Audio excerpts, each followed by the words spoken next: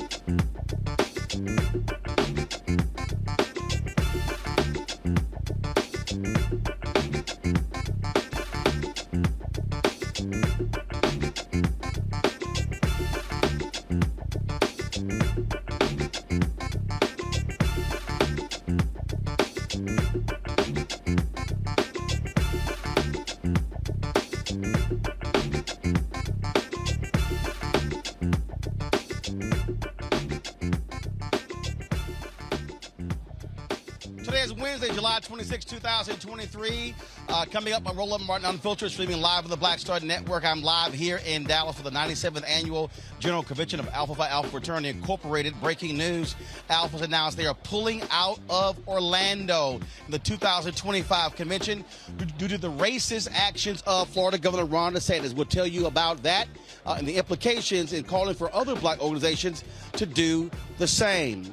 Today in Mississippi, a judge has struck down a restrictive new law that penalizes individuals who assist in absentee voting. We'll talk with someone from the ACLU about this critical ruling. Also, yesterday, President Joe Biden signed the National Monument for regarding Emmett Till. We'll talk with a member of the Emmett Till Foundation about that decision and what they will continue to do to keep his legacy and that of maybe Till-Mobley alive. Also, former Trump advisor and lawyer Rudy Giuliani admits he lied about 2 black women in Georgia.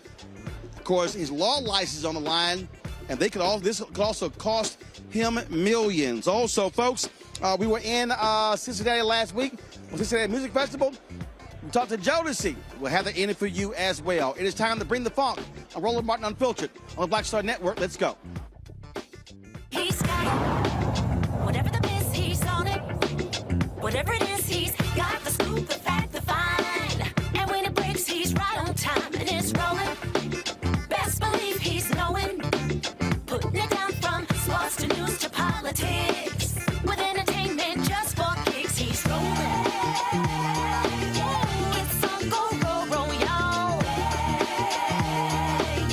It's Roland Martin, yeah. Rolling with Roland now. He's funk, he's fresh, he's real, the best, you know he's Roland Martin now.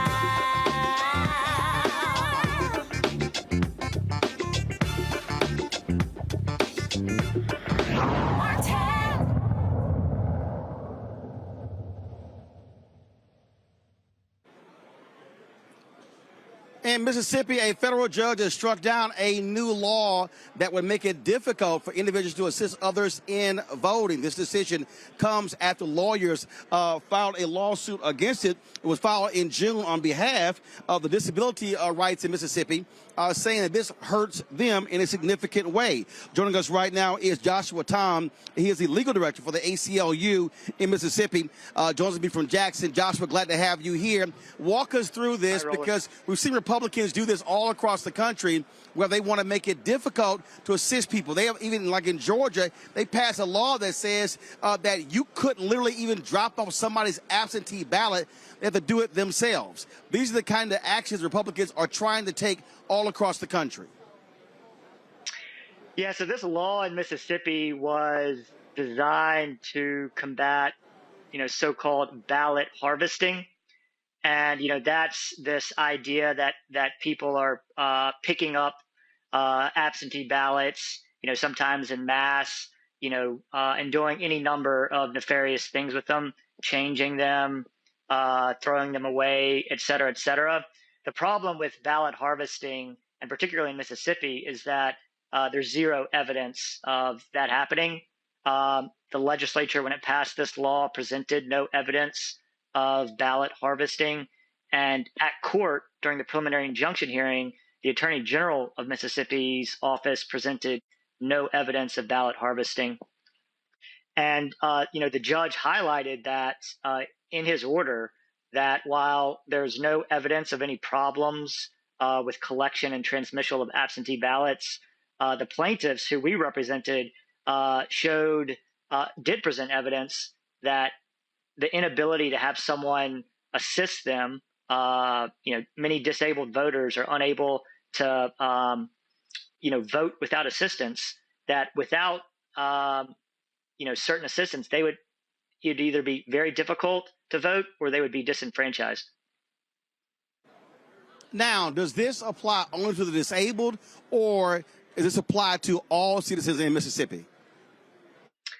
So our lawsuit was on behalf of disabled individuals in Mississippi, whether by reason of disability, blindness, or some other type of condition that would make them unable or make it even more difficult to vote. This injunction that we got from the federal district judge applies to them. So, are you hopeful that other folks would do the exact same thing? Because again, we are seeing Republicans do this here in Texas, in Georgia, in Florida, in Mississippi, because they want to make it as difficult as possible for folks to vote. They do not want to expand access to the ballot. Sure. Our lawsuit is based on the Voting Rights Act, a certain provision of the Voting Rights Act that says people with certain disabilities can have, quote, the voters, a person of their choice, help them vote. And what Mississippi did is it limited who could assist people turning in and collecting absentee ballots. And the state law was a clear conflict with the Federal Voting Rights Act. To the extent that other states' laws conflict with the Voting Rights Act in a similar way, to the extent that state laws are limiting people's federal voting rights, I certainly encourage them to bring similar lawsuits. All right, then. So are you expecting the Republicans in that state to appeal this decision? We're still waiting to hear. There's been no response from the Attorney General. In my experience, when it comes to the Attorney General of Mississippi defending state laws, they often do appeal. In this particular case, our lawsuit is quite a good one. We have Fifth Circuit precedent supporting our position. And just from a matter of the plain language of the two statutes, we should win. And the judge ruled in our favor, saying we did win based on the plain text. And so, to the extent that the Attorney General does appeal, they have an uphill battle. All right, Joshua Tom with the ACLU. Great job. Keep fighting the good fight. Thanks a lot. Thanks, Roland. All right, folks, I want to bring in my panel, Rebecca Carruthers. She is Vice President for Fair Election Center. She's out of D.C. Dr. Niambe Carter, Associate Professor, University of Maryland School of Public Policy, also out of D.C. Rebecca, I want to start with you. Again, we keep seeing this over and over and over again, how Republicans are doing whatever they can to shrink access to the ballot. And this is the thing we keep trying to explain to people. We can't act as if our vote doesn't matter when they're doing all they can to stop folks from voting, even the disabled. Here in Texas, Governor Greg Abbott, who is disabled, who is in a wheelchair, he actually vetoed a law making it easy for the disabled to vote in Texas. Right. We are constantly seeing people are being targeted. We see that there are conservative legislatures across this country that are looking for ways to constrict and restrict those who are eligible to vote. And even in Georgia, we see that those who are eligible to vote, they register to vote, they do all the right things. But then we see that the state of Georgia announced that they're going to purge, I believe it's over 200,000 voters between now and 2024. So especially when we see how tight margins are in a lot of competitive races, we know purging 200,000 people is more than enough to make a difference in the outcome, whether it's for the U.S. Senate, whether it's for a governor's race. And of course, even less than 200,000 voters make a difference when it's a congressional race, much less your state house races as well. But I do want to point out, this Mississippi case was filed because of federal law. That means that when we have good federal legislation, it is protecting and it is serving as a vanguard to make sure that voting rights are still respected in this country. So we really need to push for Congress to do something to further strengthen the Voting Rights Act, to do something to pass the John Lewis Voting Rights Act. We need something done in Congress before 2024.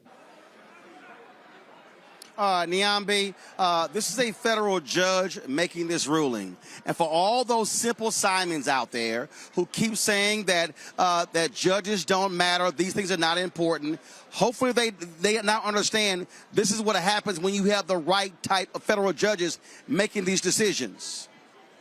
Absolutely. And I think that's always on the table. Part of the reason why Republicans have been so successful, the conservative movement has been so successful, is they were really strategic about thinking about these presidencies, not just about the person at the top of the ticket, but what does this mean for the appointments that they get to make? Whether we're talking about the Supreme Court, that's where we spend a lot of our attention. But there are also a lot of these lower federal court seats that get filled by these people. And these are, again, lifetime appointments. So these things absolutely do matter. So when we're talking about elections, it's a range of things that come under the purview of the executive that we often sort of dismiss or we give short shrift because we think of the person holding the title as having the big stick and all the power. But their power can actually last long after they are gone out of office. I mean, we've been talking about this on your show for months, Roland, which is like Donald Trump is gone, but his shadow is very long and very deep because of those Supreme Court picks, because of those federal court judges. So this is absolutely part and parcel of that conversation that has to happen every time we go back to that ballot box, which we're going to have to do again in a few short months, is pick these federal judges, even if by proxy. And Rebecca, to these folks out here, I hear them talking about, oh, Roland, you keep talking about why vote Democrat. Let's remind people, Biden has named more than 100 judges. He has actually been naming judges who were defense attorneys, civil rights attorneys, individuals who have gone straight from fighting for laws right to the federal bench. And so people need to understand, if Biden and Harris is reelected, that's going to give them an opportunity to appoint another 100 to 150, maybe 200 judges, which mean, and look, it's only about 800 to 900 federal judges in the country. You know, and these are lifetime appointments. So I would tell people, look, this is not a Democrat thing. This is not a Republican thing. Do your research. And when you're voting for candidates who have the ability to appoint judges, to vote on judges. So on the presidential, so this is those who are running for president. This also includes those running for U.S. Senate. It matters to understand what is their philosophy when it comes to the appointment of judges. These are lifelong judges. And we're seeing, even from the previous administration, a lot of the judges that Trump appointed were judges who were in their 30s, in their 40s. That means that ostensibly they might have another 50 years of making rulings that are going to impact your life. So we need people to lock in and pay attention. Or even on the state level, this coming November, the Pennsylvania Supreme Court is on the ballot. And so this is the opportunity for people who are voters in Pennsylvania to determine what type of judges do you want in Pennsylvania that is determining and reviewing state law. So all of these races that impact the judiciary, whether it's on the state level or on the federal level, it matters. Indeed. All right, folks, going to go to a break. When we come back, more from here in Dallas at the Alpha Convention. The breaking news, the announcement, they're pulling out of the Orlando Convention in 2025 and calling on other black organizations to do the same. Rudy Giuliani also now admits he's a liar. We already knew that. Folks, if you're watching Roland Martin Unfiltered, be sure to download the Black Star Network app, Apple phone, Android phone, Apple TV, Android TV, Roku, Amazon Fire TV, Xbox One, Samsung Smart TV. You can also watch us on Amazon News. Go to Amazon Fire. You can watch our 24-hour streaming channel. You can see us there. You can also see us now on Plex TV. And simply go to Live or search for Black Star Network. And don't forget, join our Bring the Funk fan club. Your dollars make it possible for us to travel to places like this, covering the news as it happens. And so please, send your check and money order, P.O. Box 57196, Washington, D.C., 20037-0196, Cash App, $, RM Unfiltered, PayPal, R Martin Unfiltered, Venmo is RM Unfiltered, Zelle, Roland at RolandSMartin.com, Roland at RolandMartinUnfiltered.com. We'll be right back.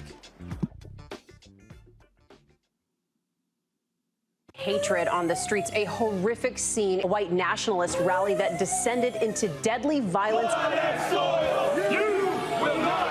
White people are losing their damn minds. As an angry pro-Trump mob storms the U.S. Capitol, we've seen shooting. We're about to see the rise of what I call white minority resistance. We have seen white folks in this country who simply cannot tolerate black folks voting. I think what we're seeing is the inevitable result of violent denial. This is part of American history. Every time that people of color have made progress, whether real or symbolic, there has been what Carol Anderson at Emory University calls white rage as a backlash. This is the rise of the Proud Boys and the Boogaloo Boys. America, there's going to be more of this. Here's all the Proud Boys, guys. This country is getting increasingly racist in its behaviors and its attitudes because of the fear of white people. The fear that they're taking our jobs, they're taking our resources, they're taking our women. This is white fear.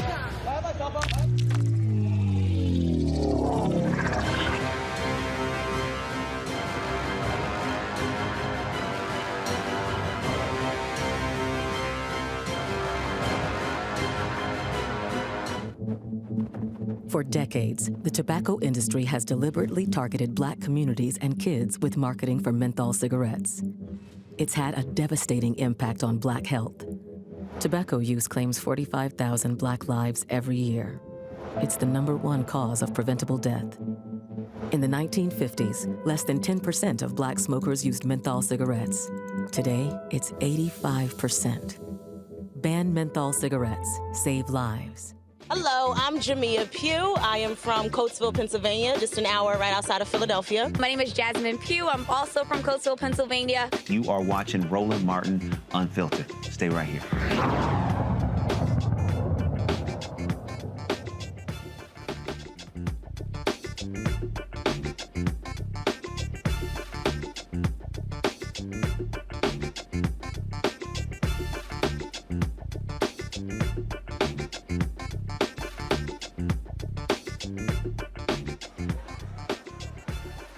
Folks, big news out of the Federal Reserve. Fed Chair Jerome Powell announced they now don't see a recession.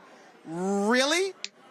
For nearly more than a year, all we have heard from economists, from the Federal Reserve, impending recession. Companies begin laying off people, slashing jobs, pulling back on all sorts of things. Now we see not a recession.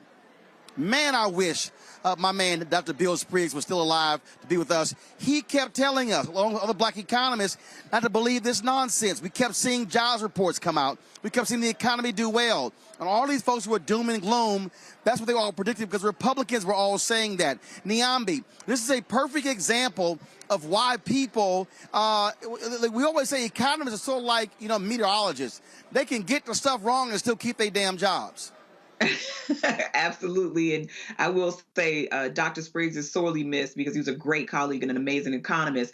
But listen, I think, I don't know if this will do much to allay people's fears. I mean, the very real thing is that we are paying a lot more for goods than we were paying a few years ago. And I think people still very much feel that. But I think, the evidence is what it is and people's perceptions of what that evidence is what it is. And those things don't often meet. But I do think it at least should bolster public confidence a little bit for people to start making those purchases again. I mean, that's ultimately what this economy has been missing is people buying homes and doing other things. Now, will those interest rates go down probably to the levels they were pre this period? Probably not. But I do think it looks like at least people are stepping out a bit more and willing to commit their dollars in ways they weren't a few months ago, So that seems to confirm this idea that this evidence, right, that the recession that people had forecasted, this sort of doom and gloom, is actually not happening. But see, here's the thing for me, Rebecca, that drives me crazy. They kept pounding this. And so what happened? People were actually believing it. And so it was in every news story. It was on all the business channels, all the cable news channels, the broadcast channels. So folks started freaking out. And so, again, companies started cutting, laying off people. Beginning of the year, all the tech companies. In fact, in the media business, more jobs have been lost this year than media jobs lost during COVID. And so they were scaring the hell out of people. And now we see they're now saying, no big deal, no recession. And to Niambi's point, here's the deal. We've really been living a lie for the past almost 15 years. Remember, interest rates were cut big time after the housing crisis in 2008. This is 2023. Anybody with any sense should know we were not going to be sitting there at barely, 1% or under 1% interest rate for all of these years. And so at some point, it was going to have to go up. This is where financial literacy matters. And in this country, financial literacy is not taught at any level. You have to go out of your way to understand how this economy works and how finances work. Even if by the classical definition of a recession, I think it was like 2 months of retraction in the market by over 20% or whatever. I'm not an economist. I don't know that off the top of my head. However, just because we don't meet the classical definition doesn't mean that inflation isn't happening. We know that during the pandemic, there was excess dollars that were printed that was injected into the economy to actually stimulate the economy and get people to spend more in the economy. So we didn't go into a recession during the pandemic. But we do know that when you print more dollar bills, inflation happens. The other thing that we know is that the credit markets are tightening. The standards in order to get a housing loan, the standards in order to get a business loan has tightened up. So this is the only advice I would tell everybody. If you don't need to get a new car this year, don't get a new car. If you need to purchase another vehicle for you or your family, consider getting something used. Right now is the time to save, to educate yourself about the economy, about personal finances. It's not the time to buy just those big ticket items right now. There is something going on, even if we don't need the classical definition of recession. Well, here's the deal at Mamie. That's what's happening. The reality is, and we've done this on the show before, and that is in the last decade, fewer houses were built in the last decade since the 1930s. So part of the problem with that housing crisis with 2008, from 2010 to 2020, number of houses built were way below what we needed. We're now in a massive housing shortage. You also have private equity who've been buying up a lot of those homes, those so-called toxic assets, and now they're forcing people to pay higher rents. But two, and this is where the Biden administration should be pounding this home every day. They should be blasting all of these companies, because you mentioned rising prices. The rising prices, which is why inflation was high, is because these companies were price gouging. They were all talking about, record earnings. And so they were jacking up the prices unnecessarily. The supply side, in terms of that shortage of goods, has actually leveled off. We're now getting out of that. If prices are still high, it has nothing to do with shortages. It has to do with corporate greed. Well, and I think we're seeing this across industries. I mean, right now there's a writers and actors strike, right? And that's also about these studios doing the same thing and trying to, line their pockets while, undercutting everyone else. And I think you talked about everyone from gas to airlines. We're actually making money at this moment when they were saying that things were really awful and really terrible. But what we found is that they were actually paying themselves more and passing the cost off to us, while also shortchanging their employees. So I think this whole model that we have of sort of just grab everything you can, right? That's sort of what capitalism incentivizes, is really gross and creates really perverse incentives. And we see it right now with this market. We saw it in the economic downturn in the early aughts. And we see like wisps of it again, but reining in corporate greed, I think, is really going to be central here, because it's not that people don't have money. It's not that people aren't buying things. It's not that people don't want to participate in the market. It's that these companies recognize that they could actually bilk people for more and provide less, including their employees. And that's what we're seeing over and over and over again. Everything from housing, again, to airlines, to cars, right? The value used to be in used cars, but now used cars cost as much as new cars. That something about this isn't tracking, right? And I think this is what you're pointing out, that something is rotten here. And I think we have to start holding these companies accountable for posting record earnings and paying their CEOs these exorbitant sums, and then saying, but we lack. We clearly don't. Absolutely. And on the election side, Rebecca, again, this should bode very well for Biden and Harris. They talk about Bidenomics. Republicans hate that.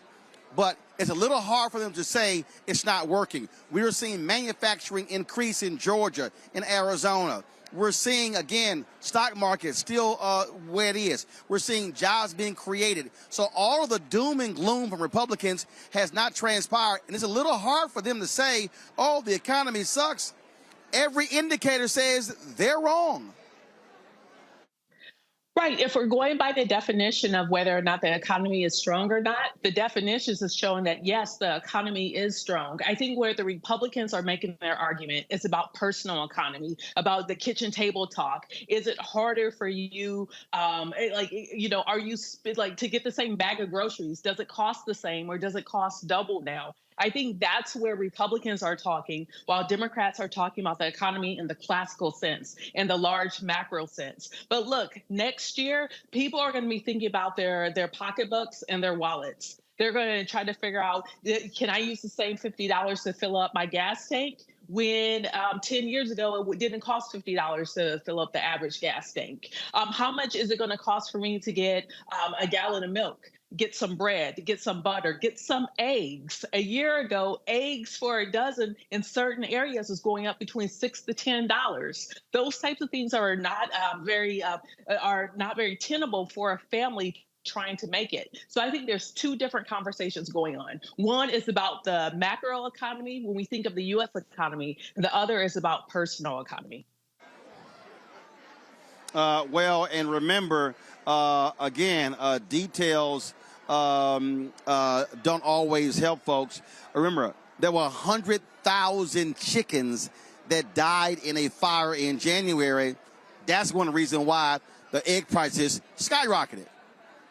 Details absolutely matter. All right, folks, hold tight 1 second. We come back, we'll talk about the Alphas pulling out of Florida in 2025, their national convention. We're here at the Alpha Convention in Dallas. They say Ron DeSantis' racist policies are so egregious, black folks should not be spending our money in Florida. We'll discuss that. Plus, we'll talk about an Ohio cop who sicked his canine dog on a black man who had his hands up.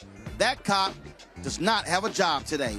You're watching Roland Martin Unfiltered, broadcasting live from the Alpha Phi Alpha Fraternity Incorporated Convention here in Dallas, right here on the Black Star Network.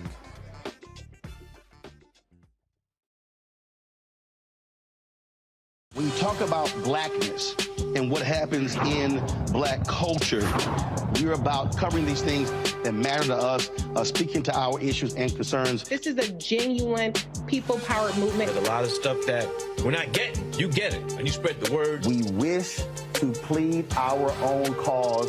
Too long have others spoken for us. We cannot tell our own story if we can't pay for it. This is about covering us. Invest in black-owned media. Your dollars matter.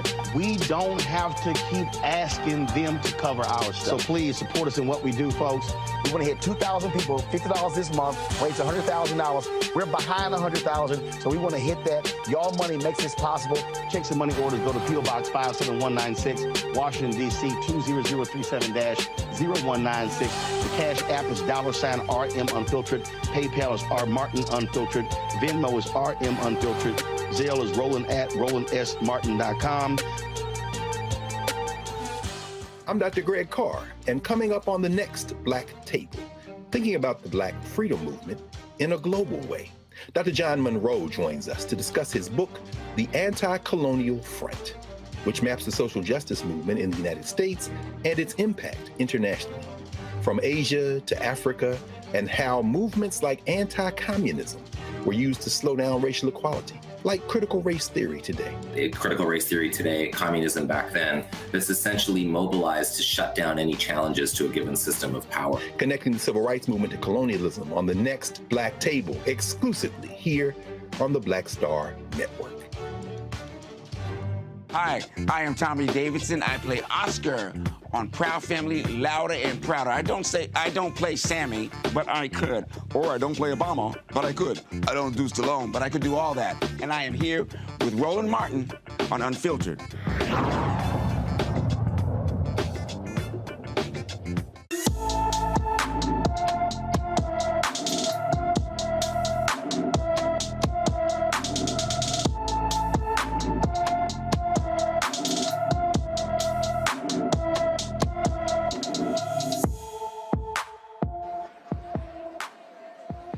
All right, folks, today's Black and Missing. This is, of course, what we do every single day, trying to keep folks abreast of what often happens in these cases. Serenity Gillum has been missing from her Southside Chicago home since July 24th. The 15-year-old is 5 feet 2 inches tall, weighs 108 pounds, with black hair and brown eyes. She also has a piercing on the left side of her nose. Anyone with information about Serenity Gillum is urged to contact the Chicago Police Department Special Victims Unit at 312-747-8380, 312-747-8380. All right, folks, remember we showed you the other day the video of an Ohio police officer who sicked his canine dog on a black man who had his arms up and was not resisting. Well, that cop, folks, has been fired. Circleville Police Department officer Ryan Speakman did not follow protocol when he released the canine on the victim, who had his hands raised during the attack. This is a statement from the police department. The Circleville police officer Ryan Speakman's actions during the review of his K-9 apprehension of suspect Jadarius Ross on July 4th show that Officer Speakman did not meet the standards and expectations we hold for our police officers. Officer Speakman has been terminated from the department effective immediately. Jadarius was driving a semi-truck allegedly missing a left rear mud flap. Troopers attempted to pull him over, but he failed to stop. During the police chase, he called 911 and told dispatchers the officers were trying to kill him. He did not feel safe pulling over. The chase ended when tire deflating devices were used, and Ross was ordered to exit the vehicle with his hands up. The Ohio Patrolmen's Benevolent Association has filed a grievance on behalf of Speakman, saying he was fired without cause. Like, really? How in the hell is without cause, Nyambe? If you have certain protocols, he didn't follow them. This is what happens with these unions. They will protect these cops regardless of whatever they do. Well, I mean, again, this is yet another case of believe me, not your eyes. I mean, this man was clearly not resisting. There was no danger to the officers. There was nothing that was happening that would have caused them to sick this dog on this man. But we've seen it time and time again where an officer only has to say that I was scared or I had a reasonable suspicion that this person was a danger to me, and then whatever amount of force that they use is perfectly fine. And nothing about this was in any way trying to neutralize the threat. The threat was neutralized at that point, whatever that was. I mean, beyond the fact that this man was Black, there was no reason for this dog to be brought into these circumstances. I mean, you see the amount of force that was just around this man. So without the addition of the dog, you know, this man was not a threat. And here we are yet again talking about the same thing. And I think you said it right the first time, Roland, which is we have these police unions, which are very powerful and have no compunction about defending these people, no matter how gross their actions, no matter how dangerous, no matter how sickening. And so this man being fired was the first step to making this right for Mr. Rose. Well, I tell you, Rebecca, again, first of all, this is fairly fast for a lot of these folks. For this to happen July 4th, video comes out, and now, of course, July 26th, this cop is fired, but he should have been fired. Again, I mean, this man had his hands up. There was no reason to release the dog attacking this man.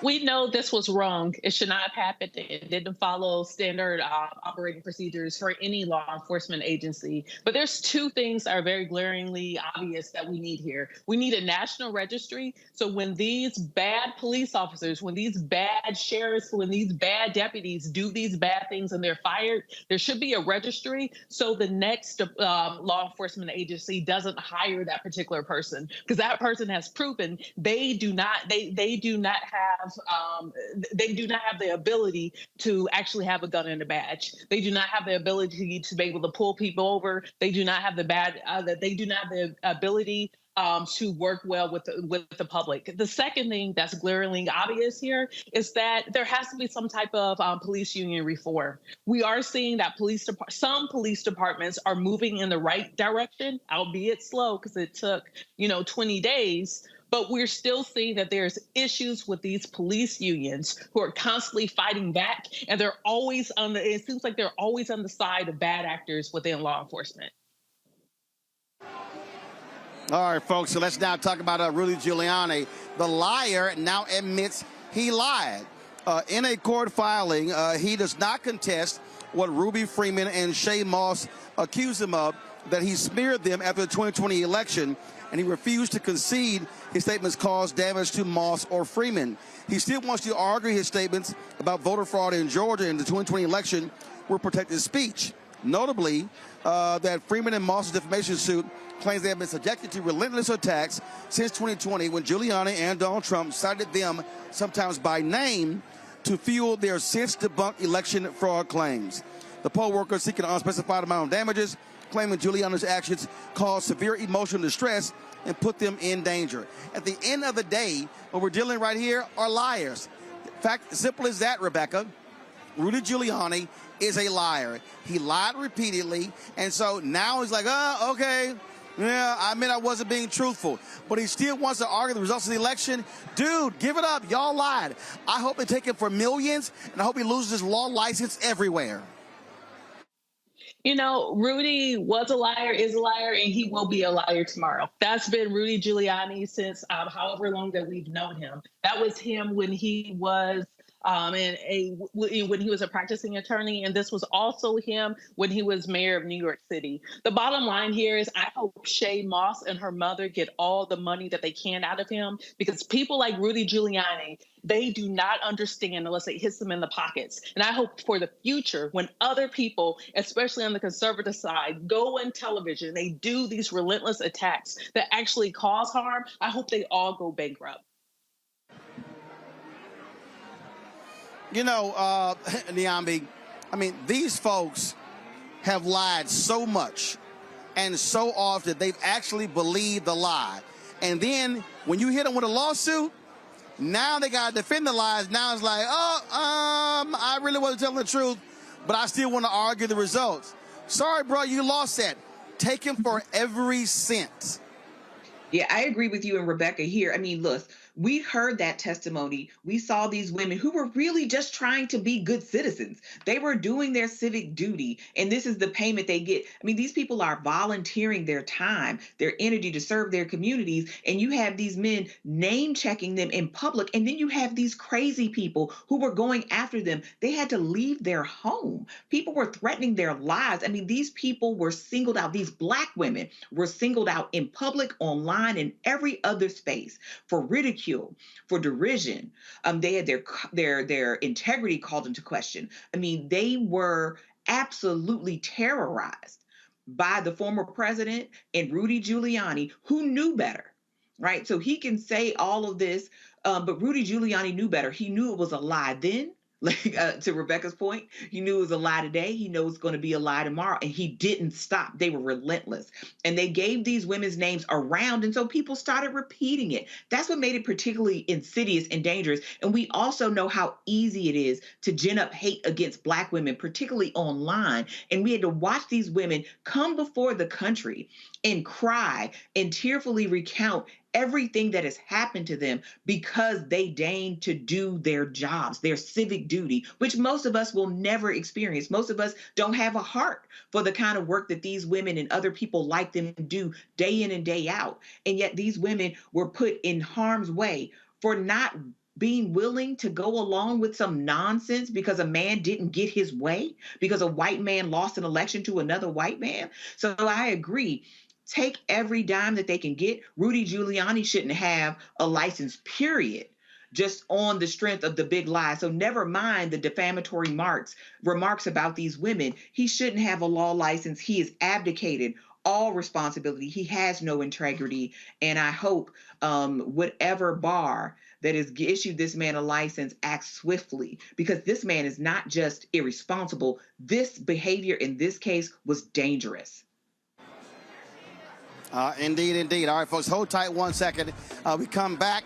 We're going to talk with the general president of Alpha Phi Alpha about their decision to pull the 2025 convention out of Florida. Plus, last week we were in Cincinnati for the Cincinnati Music Festival. We caught up with Jodeci, talking with them about what's next for them. We'll have that interview as well. You're watching Roland Martin Unfiltered on the Black Star Network. Be sure to download the Black Star Network app, Apple phone, Android phone, Apple TV, Android TV, Roku, Amazon Fire TV, Xbox One, Samsung Smart TV. Also, of course, you can support us with your dollars. That's critically important for us to cover the stories that we know are important. Send your check and money orders to P.O. Box 57196, Washington, D.C. 20037-0196. Cash App, $RM Unfiltered. PayPal, R Martin Unfiltered. Venmo is RM Unfiltered. Zelle is Roland at RolandSMartin.com. Roland at RolandMartinUnfiltered.com. And be sure to get a copy of my book, White Fear, How the Browning of America is Making White Folks Lose Their Minds. Available at bookstores nationwide. Download your copy on Audible. We'll be right back. On the next Get Wealthy with me, Deborah Owens, America's Wealth Coach, financial literacy. Without it, wealth is just a pipe dream. And yet, half of our schools in this country don't even teach it to our kids. You're going to hear from a woman who's determined to change all that, not only here, but around the world. World of Money is the leading provider of immersive financial education for children ages 7 to 18. We provide 120 online and classroom hours of financial education. That's right here on Get Wealthy on Black Star Network.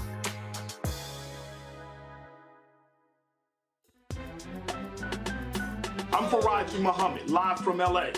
And this is The Culture. The Culture is a two-way conversation. You and me. We talk about the stories, politics, the good, the bad, and the downright ugly. So join our community every day at 3 p.m. Eastern and let your voice be heard. Hey, we're all in this together. So let's talk about it and see what kind of trouble we can get into. It's The Culture, weekdays at 3, only on the Black Star Network. Next on The Frequency with me, Dee Barnes, actress, writer, and advocate Rae Dawn Chong is here to discuss her childhood and break down her life in Hollywood, a show you don't want to miss. Well, even at my peak when I was getting a lot of stuff, as soon as I was working a ton, I heard people whispering, oh, we don't want to pay her because we're giving her a break. Only on The Frequency on the Black Star Network. Hey, it's John Murray, the executive producer of the new Sherry Shepherd Talk Show. This is your boy, Earthquake. And you're tuned in to Roland Martin, Unfiltered.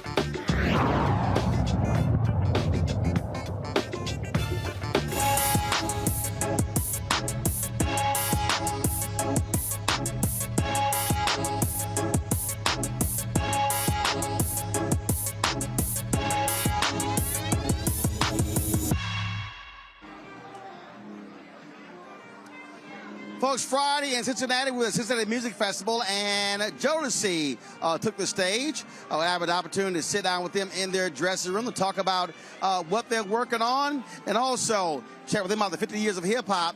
Here's that conversation courtesy of Procter & Gamble. All right, first off, we're celebrating the 50th anniversary of hip-hop. Just your thoughts on the genre and just what this music has done across the world.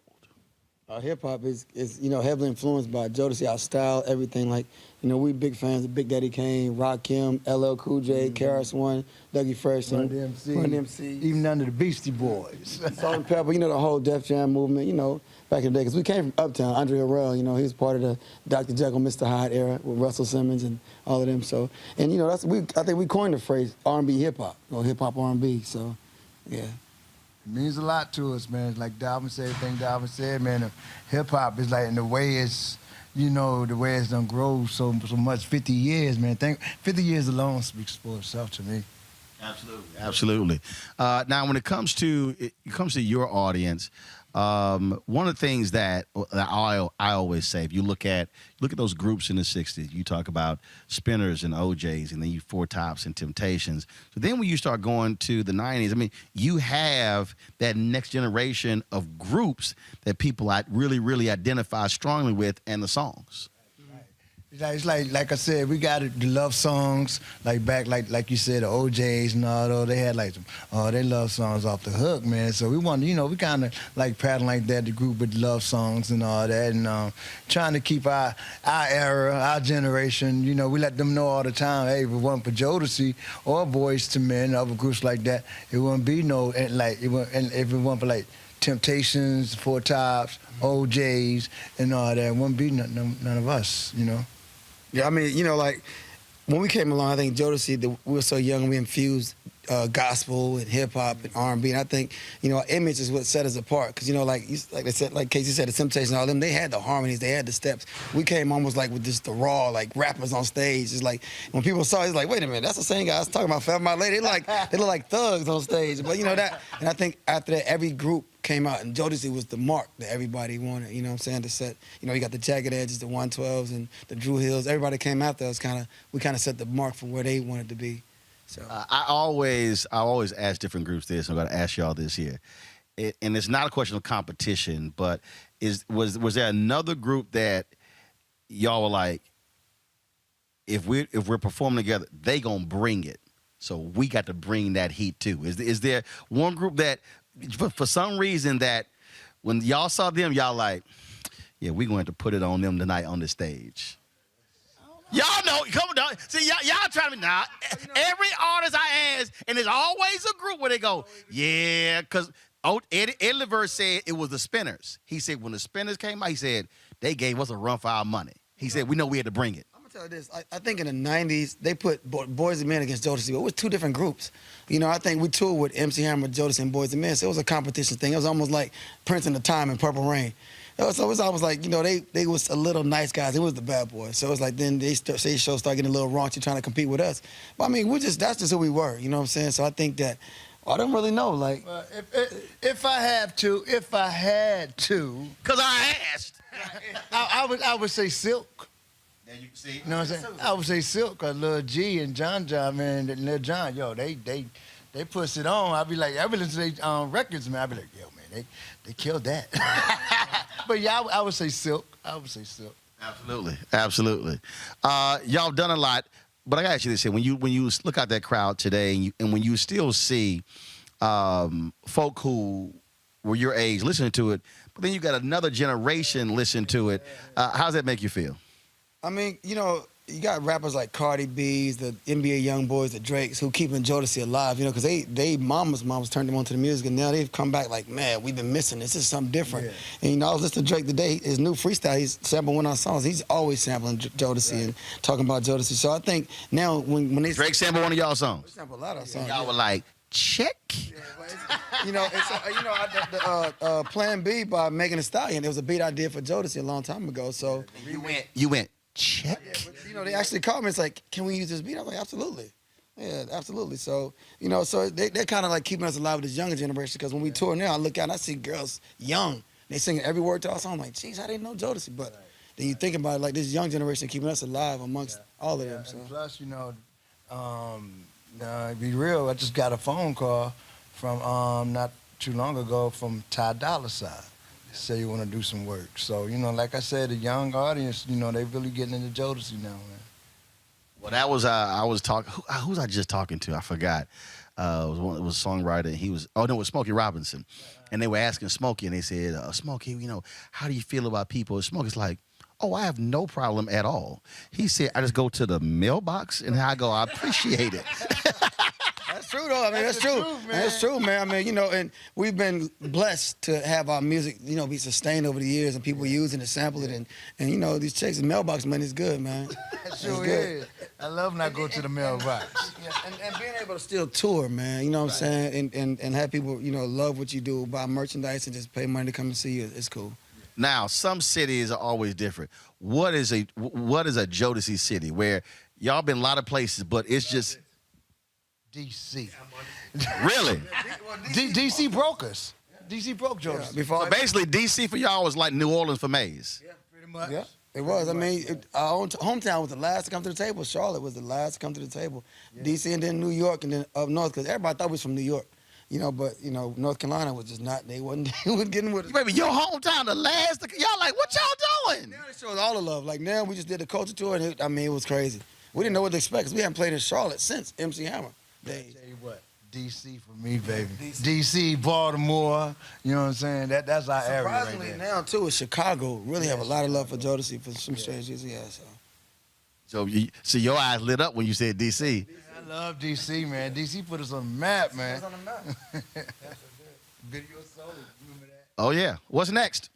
We start our tour July 28th in Charlotte, North Carolina with SWV and Drew Hill. So we're doing like a 24 city tour. Yeah, something like that. Yeah, so we're taking it around the West. Called the Jodeci Block Party, Summer Block Party Tour. And getting ready for our buyout. You know, it's Jodeci's buyout. We're ready to start working on that. Writers get off a strike, we're going to go back in the man. We can't get on nothing strikes. done. We can't get nothing done with that right now. Yeah. So. All right. Well, look, it was great to see y'all out there. Appreciate it. And definitely when the tour starts, one of you guys said, give me your number. He said, pick which city. So I'll be there. You see me down there. You know, I'll be down there in Lennon, you know, doing a little something. You know, I ain't afraid to dance now. Come on, man. We're going to put you on stage. We'll put you on stage then. Come on down, get on up and rock. My feet always work. Okay. So whatever city you want to come to, you're more than welcome. Come on, yeah. Right, open invitation. I appreciate it. All right. Thanks a bunch. Appreciate it. Appreciate it. Yes, sir. Thank you. All right, we're going to All right, so they ain't tell me this here, so this part 2 of the interview.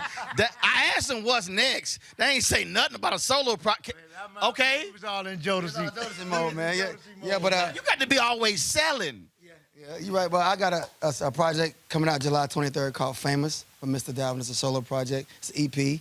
Casey working on his joint too. Working on my new joint coming out. Haven't made no date yet when it's coming out, but it's coming soon. KC. Yo, it's fire, baby. Right. We're in Jodeci mode right now, though. Yeah, we still in Jodeci mode. Right. Yeah, but you need to always be selling. So you got to mailbox, right? Yes, mailbox. It's called direct deposit. It's called Cash App, Zelle, PayPal, Venmo. You got that right. You got that right, bro. Thank you, Roland. Appreciate it, man. All right. All right, folks, tomorrow, all this weekend, next week, we'll have more from the Cincinnati Music Festival, courtesy of Procter & Gamble. When we come back to Dallas to the Alpha Convention, I'll be chatting with the Alpha President, General President, Brother Willis Lonser, about their decision, our decision, to pull out of Florida in 2025 for the National Convention. You're watching Roland Martin Unfiltered on the Black Star Network.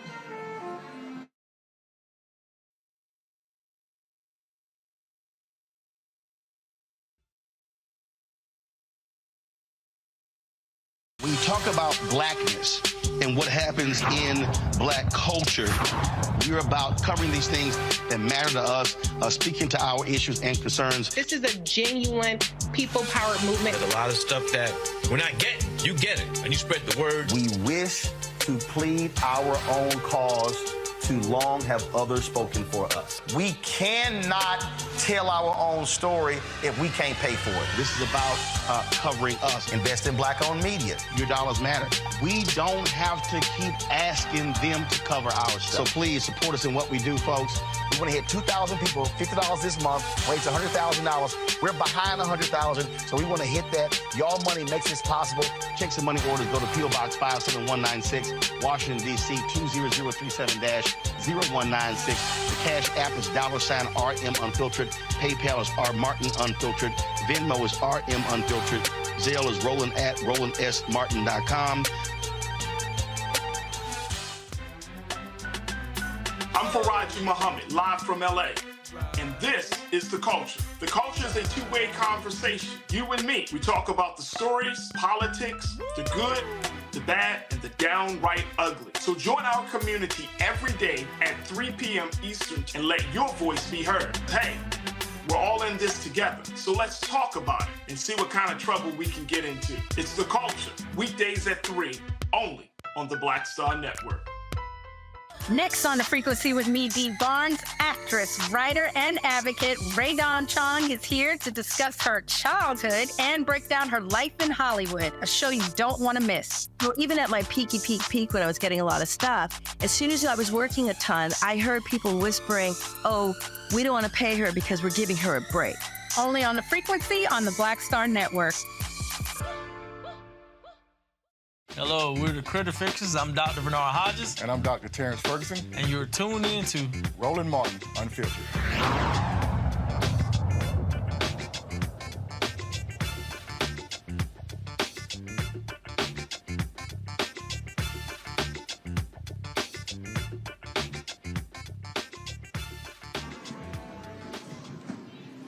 All right, folks, welcome back to Roland Martin Unfiltered on the Black Star Network. I'm live here at the 97th Annual Alpha Phi Alpha Fraternity Incorporated General Convention. In a moment, I mean, literally, folks have been lining up. The public program is going to begin. This is open to the general public, all D9 members. And so I'm going to be emceeing the program. Reverend Dr. Frederick Douglass Haynes III, my Alpha brother, senior pastor of Friendship West Baptist Church, and the president of the Rainbow Push Coalition will also be speaking. And so on the stage, I'm going to be talking with Brother Willis Lonser, the general president, talking about the decision to pull out of the convention. In fact, he comes in right now. Anthony, let's just swing this around. And so, Mr. President, good to see you here. First and foremost, the announcement went out this morning. Breaking news, Alpha pulling out of Florida in 2025. That's correct. We cannot stand for Governor DeSantis's antics of attacking not only black people but marginalized communities. these public policies that he's implementing, as well as his stance against voting rights, about appropriate respect for our culture. But the ultimate straw was this absurd perspective that slavery somehow benefited those who were a part of that chattel system. We can't stand for that. We're not going to stand for that. And anywhere we want to spend our monies, it will be in places that are advocating for people of color and marginalized communities. Now, the Kappas had their convention recently in Tampa. They had a public statement against this as well. But people don't understand, this is not the first time that Alpha has pulled a convention from a location. That's correct. We did it when Arizona would not acknowledge Martin Luther King's birthday. They became the last state to do so. That's correct. And we took financial hit to do it as an organization because of the principle. Not only is Brother King our brother, but he belongs to the world. What he stood for could not be denigrated by such politics. And we will do what we have to do. We're here in Texas, even today, making a statement. And brothers have to understand, in the new Jim Crow, we have to have new types of tactics, economic tactics, but be willing to sometimes go into the fire and stand close, but to lift the community while we're here. That's why we did the march yesterday to City Hall and really elevated economic issues, gun violence, women's rights, and the right to educate around true history that respects our people. You mentioned Brother Dr. Martin Luther King Jr., and I'm always reminding people, on April 3rd, 1968 at Mason Temple, he called for redistributing the pain, that we do not spend our dollars at places and not reciprocating that. But he also called on black folks to coalesce and operate in unity as well. And so, again, we understand, America understands the money. And so our best way to send the message is to speak with our dollar. Either we are giving it or we're withdrawing it. I absolutely agree. We have to think that the economic tactics is one of our number one or at least number two tactics. Yes, when we decide to boycott, it does have an impact. But sometimes taking a more decisive move like we did in Florida, that's on a conservative $4.6 million, but probably closer to $10 million of economic surplus that could have helped the Orlando community.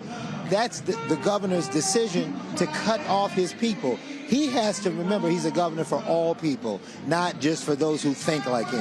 Is Alpha also calling on other black organizations to follow our lead? Absolutely we are. We have been working in concert with the Divine Nine. Trust me, where the Omegas are, the Kappas are in Florida, they will have tactics, I'm sure, as I've talked to their leaderships, respectively, to handle and address their concerns and making sure that the public knows that they've made a commitment to be there and they want to economically be in a positive manner for their organization. No one should take on and make a poor business decision because of political antics. However, to be silent would be the travesty, and they won't be silent, I'm sure. Also in September, and our current chairman of the Council of Presidents, Sister Rashida Liberty, the International Grand Basilisk of Sigma Gamma Rho, has been helping all of us to culminate that. But I also, in the September at the CBC, will become the chairman of the Council of Presidents. And I can assure you, we will continue to push this message as well as our voter education and empowerment so that in 2024, we will be effectively doing an interorganizational alignment. For example, the United Supreme Council of the Scottish Rite Masons, the northern jurisdiction, Sovereign Grand Commander Blaze Moore has already committed to align with the Council of Presidents as we build an interorganizational coalition. We just picked up, as you well know, Brother Dr. Freddie Haynes becoming the president and CEO of Rainbow Push Coalition. Trust me, even if if Reverend Jackson was there, we know they would be with us. So this is what we have to do moving forward and think a broad community approach. Well, and the thing is, this is not just D9. We're talking about D9. We're talking about, yes, Masons, Links. We're talking about numerous black organizations, NAACP, Urban League, others considering going to Florida places. If all of a sudden 10, 20, 30, 50, 100 black organizations say, Florida, you're off limits, we're now talking about 1, 2, 3, 4, 500, $500 million. Exactly. Your scoring point is absolutely right on. And I'll tell you, that's where we have to hit these folks, is in an economic pocket. I'm also looking to help bring Brother Mark Morial and the Urban League into the integration with Brother Johnson from the NAACP, so we can have a multi-pronged approach as the D9 together, but also just doing an interspread between the black community and its leadership. It's time for us to shake ourselves from the fear of what was and take back that fear and move us forward. Certainly, when we take 2 steps forward, they try to tell us we'll go back 20 steps. But at the end of the day, we need to be in a fighting mode. And as I have said recently in Washington, D.C., until the incorruptible put on incorruption, and those who are immortal put on, the mortal puts on immortality, which means when Christ comes, that's when we'll see the difference. Until then, we need to fight, and we need to be in a posture for fighting. So I know we got the public program. You got to be there. I got to MC it. So both of us got to get in there. We'll appreciate it. And, of course, we're live streaming the public program as well, so people will be able to hear more about all of this. We appreciate it. Thanks a bunch. Niambi and Rebecca, I just want to get your thoughts on what Brother President just said. Again, using the economic dollar and withdrawing it from Florida. Rebecca, you first. So I'm a member of Alpha Kappa Alpha Sorority Incorporated and also the Links Incorporated. So I definitely hope my leadership also figures out what we could do to stand in solidarity. I'm also concerned about our undergraduate chapters in Florida because we know this governor is attacking college campuses and defunding diversity, equity, and inclusion, as well as defunding student activities and student organizations that promote Black folks. So I'm concerned with what's going to happen to the future of our undergraduate chapters in Florida in this current climate. Niambi, again, I'm always referencing that MLK speech at Mason Temple. And all too often, people keep focusing on the end of the speech when he talks about, I've been to the mountaintop. But it's the other 41 minutes where he's talking about black people moving as a collective, where he name-checked companies to boycott. And so people need to understand, this is literally, if Dr. King was alive today, this is exactly what he would be saying black groups should do. Absolutely. And I think, the financial aspect is something that always gathers attention, but it wouldn't be the first time Black people did that. I mean, we saw Black people boycotting South Carolina, boycotting companies like Denny's. So it wouldn't be the first time that we've seen Black people talking about the importance of our dollar, especially when we think about how little our dollar circulates in our own community. So when you have organizations like Alpha and Alpha Phi Alpha Incorporated, and you have, other D9 organizations, but also that filters out to larger community people who are not members of these organizations who say, you know what, we're going to take their lead. Because I'm sure many of you are connected to people who are not part of your organizations and are telling them the very same things. Do not spend your dollars where you're not respected. So I think one thing we do know is the Black dollar is very important. That is a part of the community that people always want to speak to. That is a part of the community that people always want to reach. And I think when you say to a place like Florida, which is a very popular destination for vacation, for conventions and all kinds of things, we're not going to come there. We're not going to spend our money there, even if it does cost us in the short term. Then that is something that they will wake up to, because as even Rebecca noted, many of her sorors and other young people who are currently in Florida, there are some who might stay, but there are others who are very brilliant and very talented who are going to take their place elsewhere where they feel that it is more hospitable. So we have to think about the sort of other kinds of effects that this can have downstream when you have such retrogressive policies in place. Indeed. Rebecca, Niambi, I appreciate both of y'all joining us. Thank you so very much. Folks, this is not it for us. I'm about to actually head into the public program, MC the program. We'll be carrying that live right here on Roland Martin Unfiltered and the Black Star Network. So I want to thank everybody for joining us. And so, y'all, don't turn away. We got a great program for you. We got a packed house as well. And you do not want to miss this Alpha Phi Alpha public program. Again, I'm the MC. Pastor Freddie Haynes is going to be speaking. We got other folks who are going to be speaking as well. So we look forward to a dynamic conversation right here on the Black Star Network. I'll be back in a moment.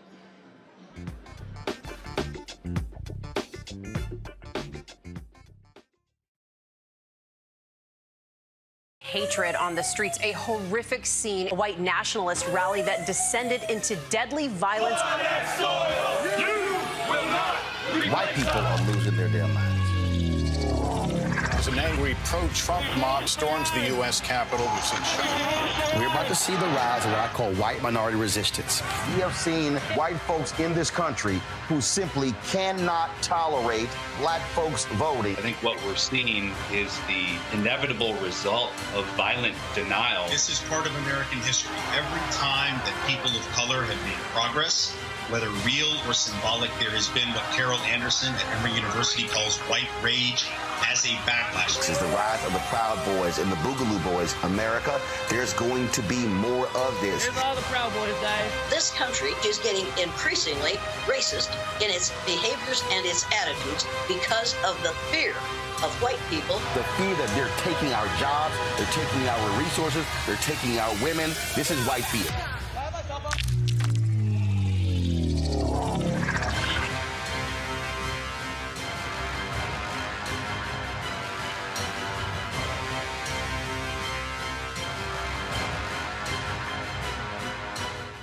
When you talk about blackness and what happens in black culture, we're about covering these things that matter to us, speaking to our issues and concerns. This is a genuine people-powered movement. There's a lot of stuff that we're not getting. You get it, and you spread the word. We wish to plead our own cause. Too long have others spoken for us. We cannot tell our own story if we can't pay for it. This is about covering us. Invest in black-owned media. Your dollars matter. We don't have to keep asking them to cover our stuff. So please support us in what we do, folks. We want to hit 2,000 people, $50 this month, raise $100,000. We're behind $100,000, so we want to hit that. Y'all money makes this possible. Checks and money orders go to P.O. Box 57196, Washington, D.C. 20037-0196. The Cash App is $RM Unfiltered. PayPal is R Martin Unfiltered. Venmo is RM Unfiltered. Zelle is Roland at RolandSMartin.com. Next on The Frequency with me, Dee Barnes, actress, writer, and advocate Rae Dawn Chong is here to discuss her childhood and break down her life in Hollywood, a show you don't want to miss. Well, even at my peak when I was getting a lot of stuff, as soon as I was working a ton, I heard people whispering, oh, we don't want to pay her because we're giving her a break. Only on The Frequency on the Black Star Network. Black Star Network is here. I'm real revolutionary right now. Support this man, Black Media. He makes sure that our stories are told. Thank you for being the voice of Black America, Roland. Stay black. I love y'all. All momentum we have now, we have to keep this going. The video looks phenomenal. See, there's a difference between Black Star Network and black-owned media and something like CNN. You can't be black-owned media and be scared. It's time to be smart. Bring your eyeballs home. You dig? Pull up a chair, take your seat at the Black Table with me, Dr. Greg Carr, here on the Black Star Network. Every week, we'll take a deeper dive into the world we're living in. Join the conversation only on the Black Star Network. Hi, I'm Dr. Jackie Hood Martin, and I have a question for you. Ever feel as if your life is teetering and the weight and pressure of the world is consistently on your shoulders? Well, let me tell you, living a balanced life isn't easy. Join me each Tuesday on Black Star Network for A Balanced Life with Dr. Jackie. We're all impacted by the culture, whether we know it or not. From politics to music and entertainment, it's a huge part of our lives, and we're going to talk about it every day right here on The Culture with me, Faraji Muhammad, only on the Black Star Network. I'm Deborah Owens, America's Wealth Coach, and my new show, Get Wealthy, focuses on the things that your financial advisor and bank isn't telling you, but you absolutely need to know. So watch Get Wealthy on the Black Star Network. All right, so a lot of y'all always always asking me about some of the pocket squares that I wear. Now, Robert don't have one on. Now, I don't particularly like the white pocket squares. I don't like even the silk ones. And so I was reading GQ magazine a number of years ago, and I saw this guy who had this pocket square here, and it looks like a flower. This is called a shibori pocket square. This is how the Japanese manipulate the fabric to create this sort of flower effect. So I'm going to take it out and then place it in my hand so you see what it looks like. And I said, man, this is pretty cool. And so I tracked down, it took me a year to find a company that did it. And so they make these about 47 different colors. And so I love them because, again, as men, we don't have many accessories to wear, so we don't have many options. And so this is really a pretty cool pocket square. Now, what I love about this here is you saw when it's in the pocket, you know, it gives you that flower effect like that. But if I wanted to also, unlike because if I flip it and turn it over, it actually gives me a different type of texture. And so therefore, it gives me a different look. So there you go. So if you actually want to get one of these shibori pocket squares, we have them in 47 different colors. All you got to do is go to RolandSMartin.com/pocket squares. So it's RolandSMartin.com/pocket squares. All you got to do is go to my website, and you can actually get this. Now, for those of you who are members of our Bring the Funk fan club, there's a discount for you to get our pocket squares. That's why you also got to be a part of our Bring the Funk fan club. And so that's what we want you to do. And so it's pretty cool. So if you want to jazz your look up, you can do that. In addition, y'all see me with some of the feather pocket squares. My sister, who's a designer, she actually makes these. They're all custom made. So when you also go to the website, you can also order one of the customized feather pocket squares right there at RolandSMartin.com/pocket squares. So please do so. And of course, it goes to support the show. And again, if you're a Bring the Funk fan club member, you get a discount. This is why you should join the fan club. Hatred on the streets, a horrific scene, a white nationalist rally that descended into deadly violence. White people are losing their damn minds. As an angry pro-Trump mob storms the U.S. Capitol, we've seen shooting. We're about to see the rise of what I call white minority resistance.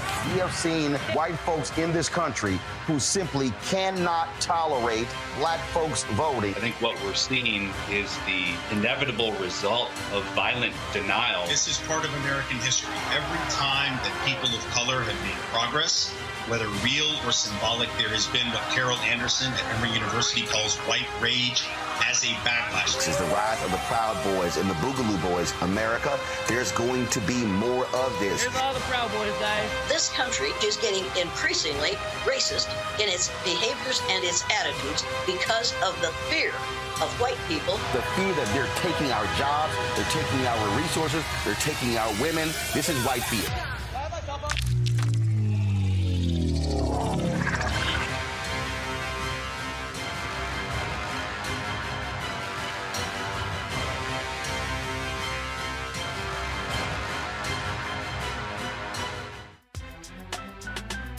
I'm Faraji Muhammad, live from LA. And this is The Culture. The Culture is a two-way conversation. You and me. We talk about the stories, politics, the good, the bad, and the downright ugly. So join our community every day at 3 p.m. Eastern and let your voice be heard. Hey, we're all in this together. So let's talk about it and see what kind of trouble we can get into. It's The Culture. Weekdays at 3, only on the Black Star Network.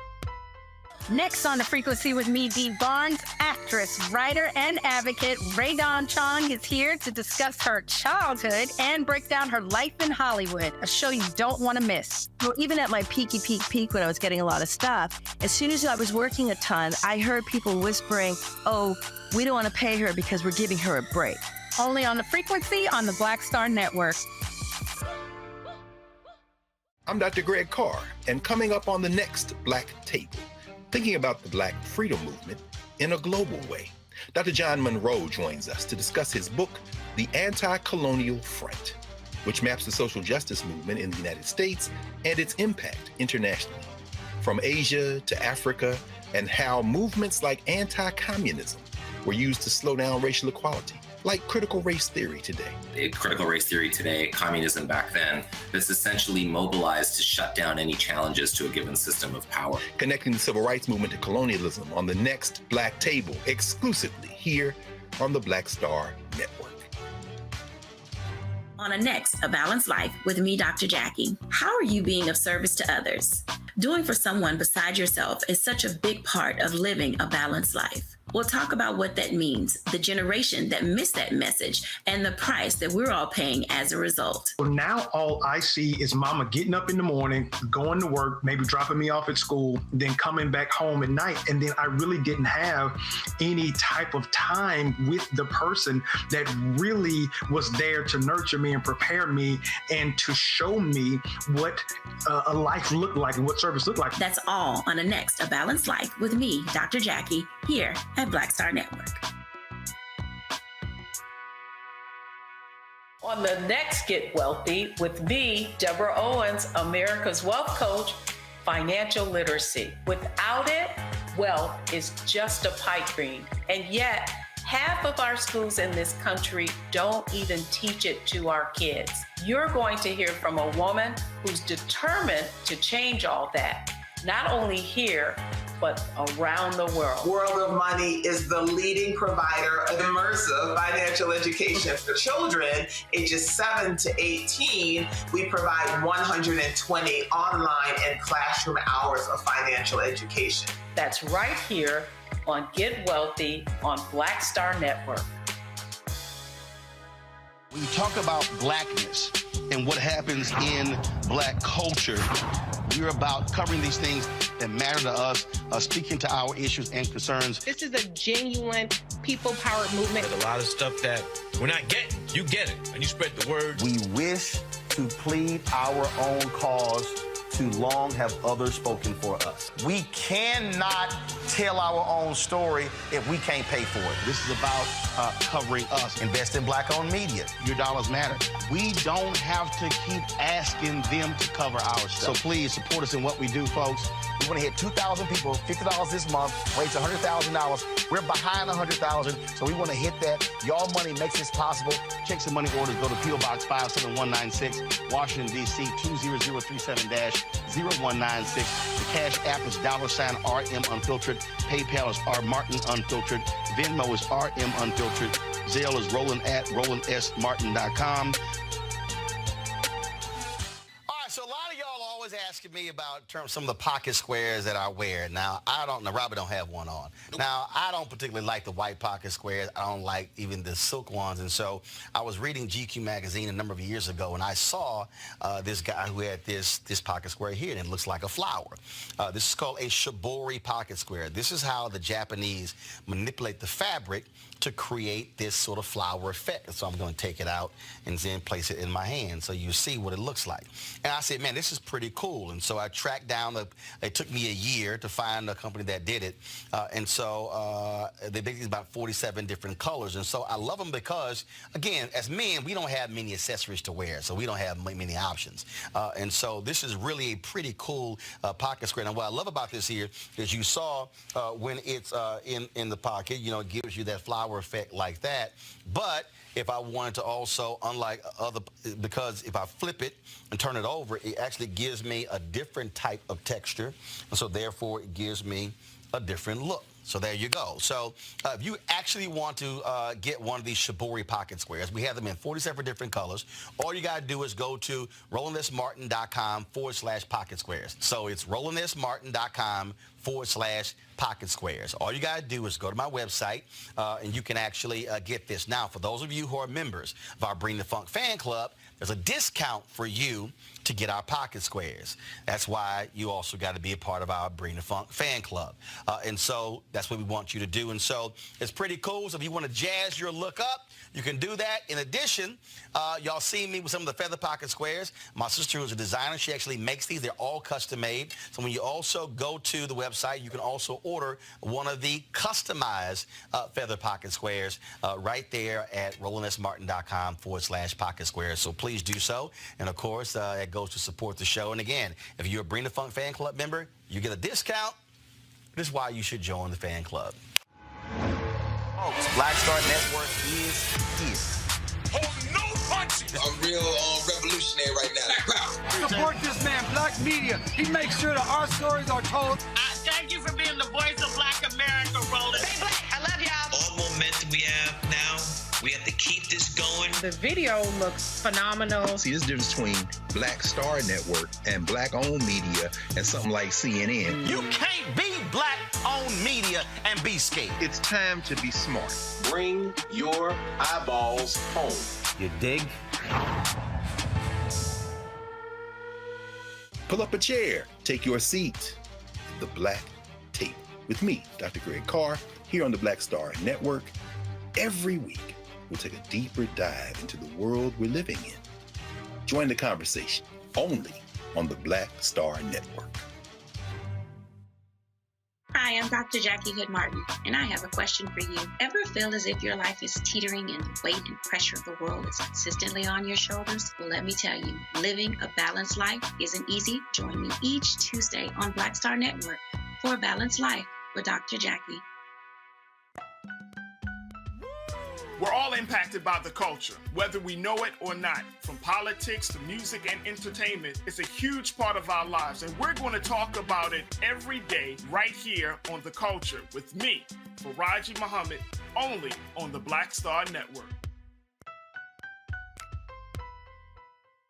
I'm Deborah Owens, America's Wealth Coach, and my new show, Get Wealthy, focuses on the things that your financial advisor and bank isn't telling you, but you absolutely need to know. So watch Get Wealthy on the Black Star Network.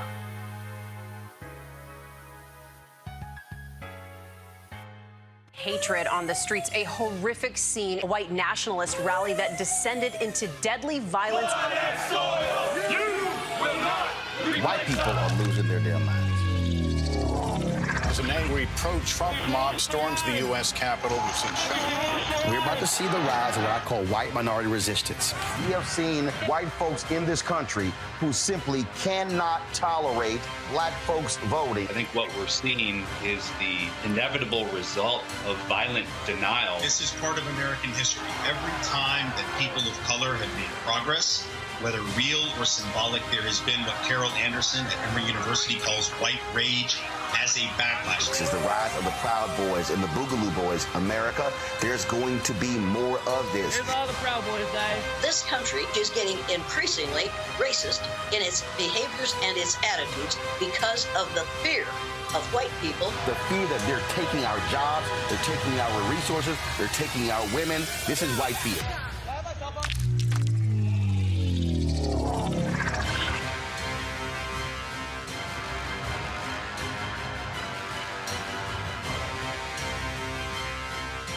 When we talk about blackness and what happens in black culture, we're about covering these things that matter to us, speaking to our issues and concerns. This is a genuine people-powered movement. There's a lot of stuff that we're not getting. You get it, and you spread the word. We wish to plead our own cause.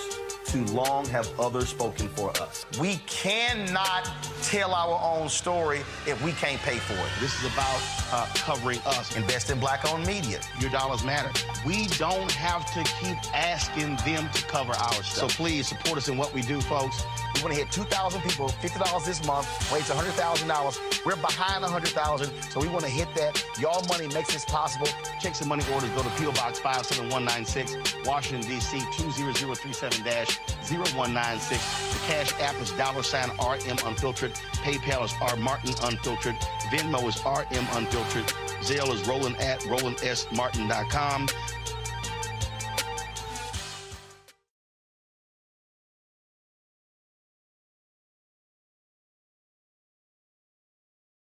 Black Star Network is here.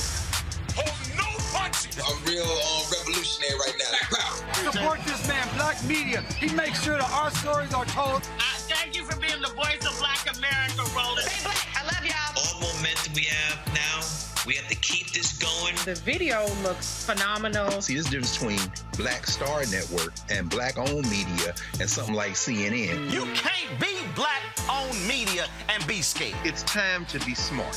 Bring your eyeballs home. You dig? Pull up a chair, take your seat. The Black Tape with me, Dr. Greg Carr, here on the Black Star Network. Every week, we'll take a deeper dive into the world we're living in. Join the conversation only on the Black Star Network. Hi, I'm Dr. Jackie Hood Martin, and I have a question for you. Ever feel as if your life is teetering and the weight and pressure of the world is consistently on your shoulders? Well, let me tell you, living a balanced life isn't easy. Join me each Tuesday on Black Star Network for A Balanced Life with Dr. Jackie. We're all impacted by the culture, whether we know it or not. From politics to music and entertainment, it's a huge part of our lives, and we're going to talk about it every day right here on The Culture with me, Faraji Muhammad, only on the Black Star Network. I'm Deborah Owens, America's Wealth Coach, and my new show, Get Wealthy, focuses on the things that your financial advisor and bank isn't telling you, but you absolutely need to know. So watch Get Wealthy on the Black Star Network.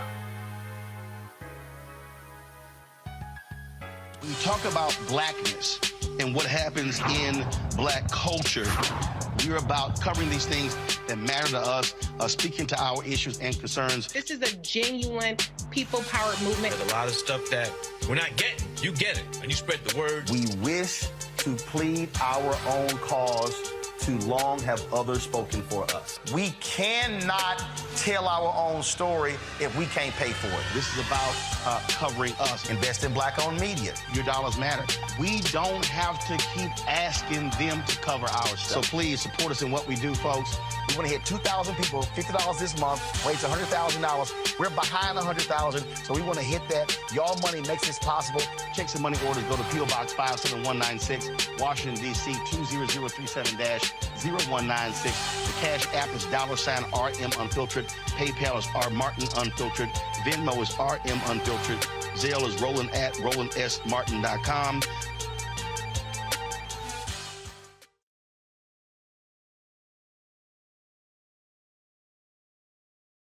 Hatred on the streets, a horrific scene, a white nationalist rally that descended into deadly violence. White people are losing their damn minds. As an angry pro-Trump mob storms the U.S. Capitol, we've seen shooting. We're about to see the rise of what I call white minority resistance. We have seen white folks in this country who simply cannot tolerate black folks voting. I think what we're seeing is the inevitable result of violent denial. This is part of American history. Every time that people of color have made progress, whether real or symbolic, there has been what Carol Anderson at Emory University calls white rage as a backlash. This is the rise of the Proud Boys and the Boogaloo Boys. America, there's going to be more of this. Here's all the Proud Boys, guys. This country is getting increasingly racist in its behaviors and its attitudes because of the fear of white people. The fear that they're taking our jobs, they're taking our resources, they're taking our women. This is white fear.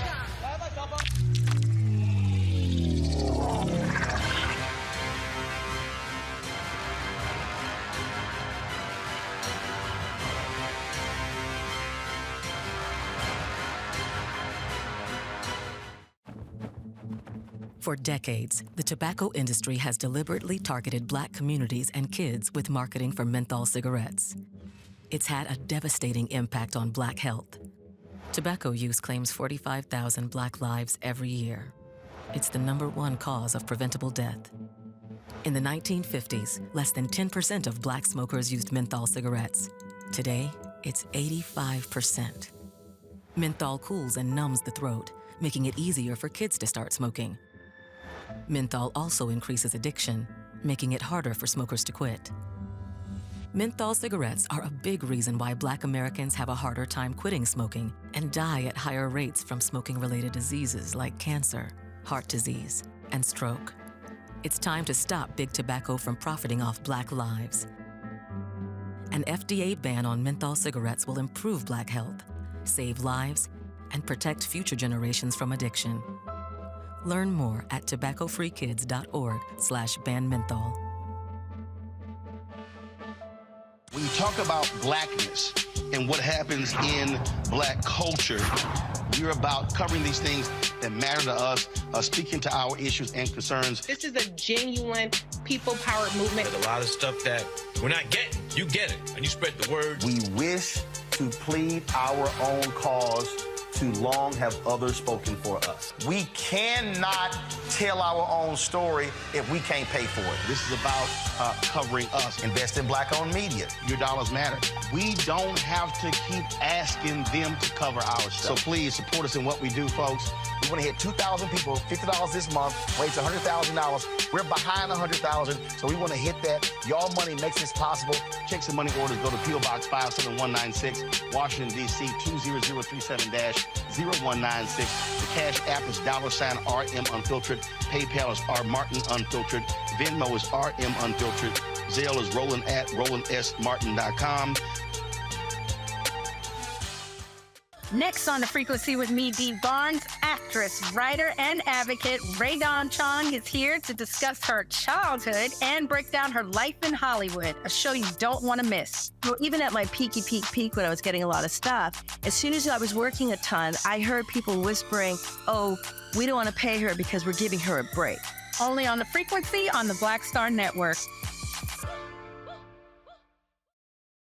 I'm Dr. Greg Carr, and coming up on the next Black Table, thinking about the Black freedom movement in a global way, Dr. John Monroe joins us to discuss his book, The Anti-Colonial Front, which maps the social justice movement in the United States and its impact internationally, from Asia to Africa, and how movements like anti-communism were used to slow down racial equality, like critical race theory today. Critical race theory today, communism back then, that's essentially mobilized to shut down any challenges to a given system of power. Connecting the civil rights movement to colonialism on the next Black Table, exclusively here on the Black Star Network. On a next, A Balanced Life with me, Dr. Jackie. How are you being of service to others?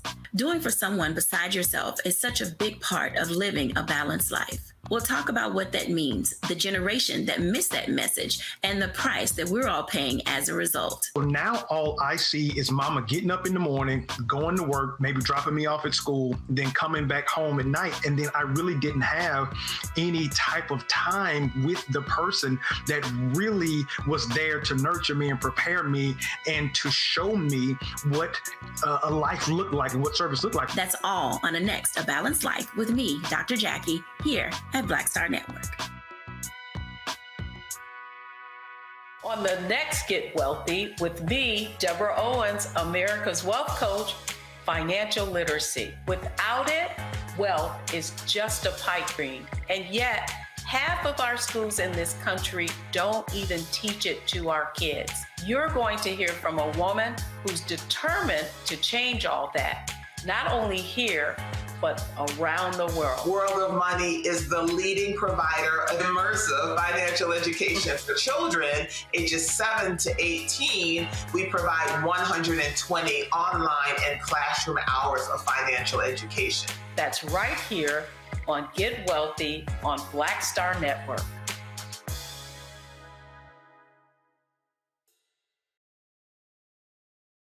All right, so a lot of y'all always asking me about some of the pocket squares that I wear. Now, Robert don't have one on. Now, I don't particularly like the white pocket squares. I don't like even the silk ones. And so I was reading GQ magazine a number of years ago, and I saw this guy who had this pocket square here, and it looks like a flower. This is called a shibori pocket square. This is how the Japanese manipulate the fabric to create this sort of flower effect. So I'm going to take it out and then place it in my hand so you see what it looks like. And I said, man, this is pretty cool. And so I tracked down, it took me a year to find a company that did it. And so they basically about 47 different colors. And so I love them because, again, as men, we don't have many accessories to wear, so we don't have many options. And so this is really a pretty cool pocket square. Now, what I love about this here is you saw when it's in the pocket, you know, it gives you that flower effect like that. But if I wanted to also, unlike other, because if I flip it and turn it over, it actually gives me a different type of texture. And so therefore it gives me a different look. So there you go. So if you actually want to get one of these Shibori pocket squares, we have them in 47 different colors.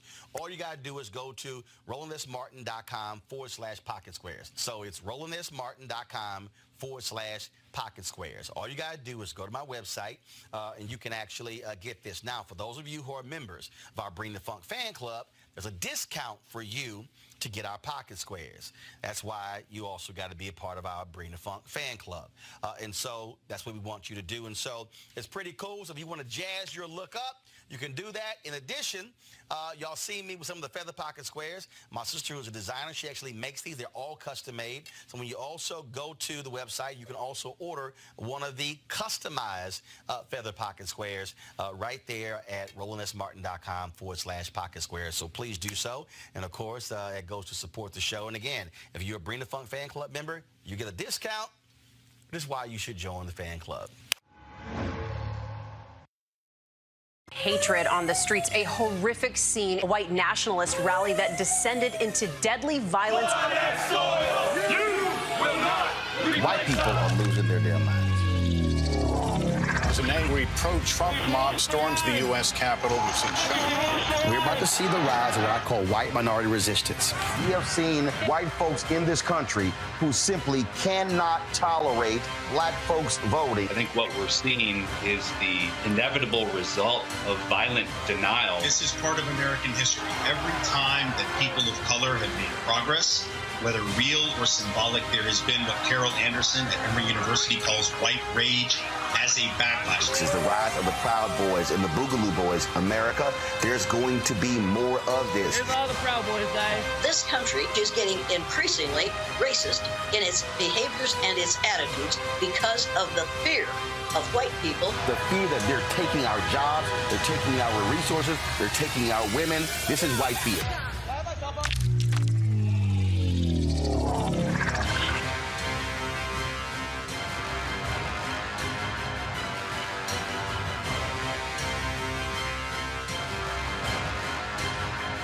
Talk about blackness and what happens in black culture.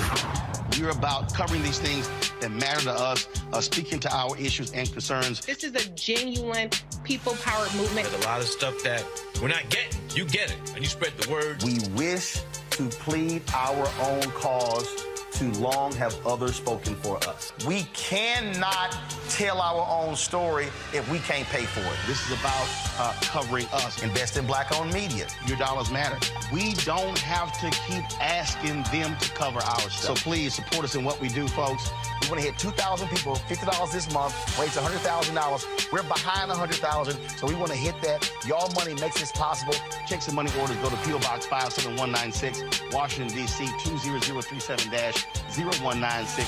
The Cash App is $RM Unfiltered. PayPal is R Martin Unfiltered. Venmo is RM Unfiltered. Zelle is Roland at RolandSMartin.com.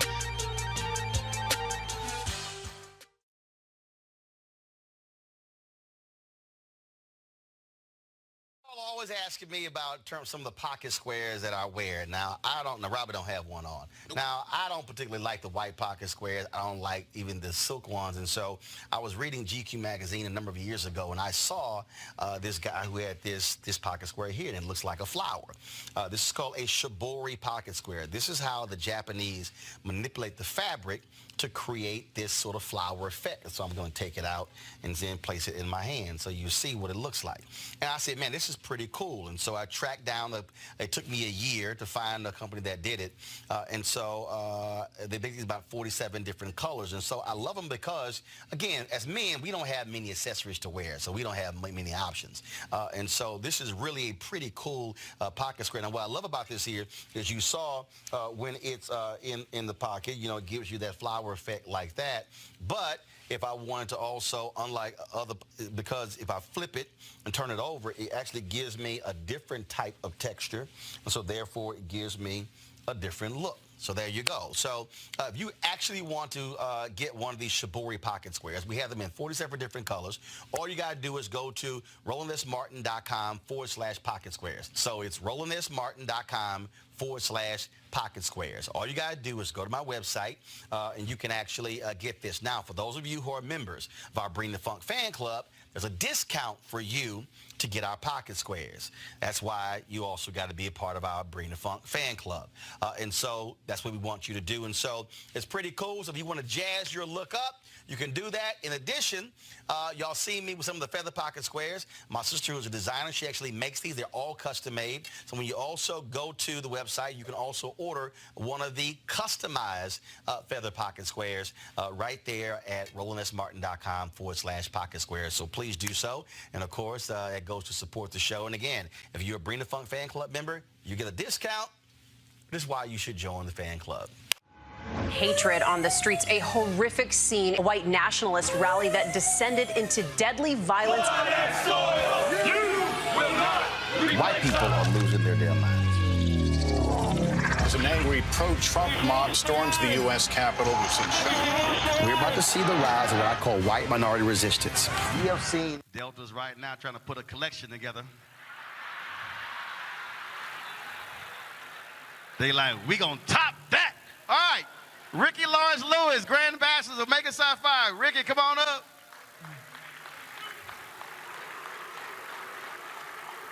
Yeah, all y'all barking, y'all better be cash apping him. Thank you, Roland. Good evening, everyone. I bring you greetings from the blue state of California. Can I say blue state down here? Yeah, we from the blue state of California. My name is Ricky Lewis. I bring you greetings from my home in Los Angeles. And on behalf of 200,000 initiated Omega men in 17 countries and on 4 continents, we want to bring greetings to the men of Alpha Phi Alpha fraternity. And we thank you for all you do. We appreciate you. We thank the brothers of Omega Psi Phi for showing up. Hey, Qs. Yeah. Hey, Qs. Yeah. Hey, Qs. Yeah. Hey, Qs. Yeah. We just want to, Brother Lon, just want to let you know we was in the building. We thank you, man. We love you. We love you, brother. And we want to thank you for your service, and we want to thank your family for allowing you to serve. We're looking forward to you to take to him. You're going to be our president of the Council of Presidents in September. Looking forward to your, absolutely, absolutely, that's huge. Sister Rashida Liberty is our president right now, and Willis is our, okay, it's like that, SG Rose?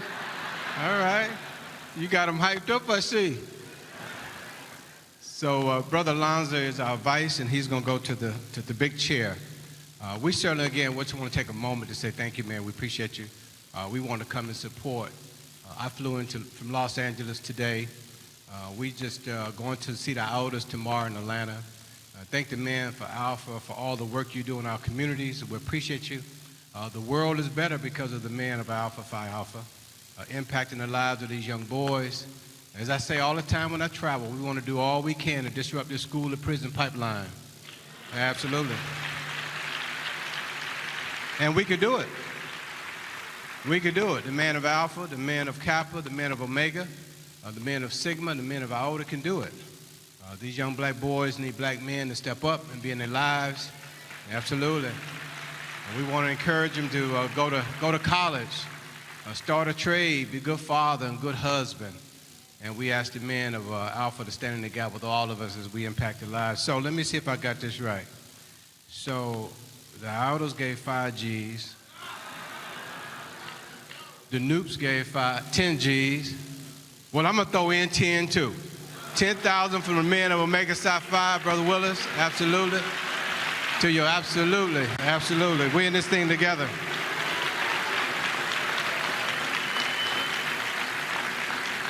Let me say this last piece and I'll go. I have a beautiful token for you as well, for you and your family. Let me say this last piece before I go, and I talk about it all the time in our calls. This is speaking particularly to the black men. We're going to pretend there ain't no women in here. Black men, we got to take care of ourselves. Self-care is important. Self-care is important. Absolutely. Our wives and our children are dependent on us to go to the doctor, get checked. Make sure your living trust is in place. Make sure your living trust is in place. Make sure your living trust is in place. Our families are dependent on us. We cannot do anything without taking care of our families if we don't take care of ourselves. Read a book every now and then. Read some scripture. Go for a walk. Listen to some music, the Dramatics, the Temptations, the Supremes, Luther Vandross, Frankie Beverly. Just relax a little bit. So I'm challenging all the men in the room for self-care. Willis, we love you. We're looking forward to you serving us as our president. Thank you for all you're doing for your family. Thank you for allowing him to serve. Roland?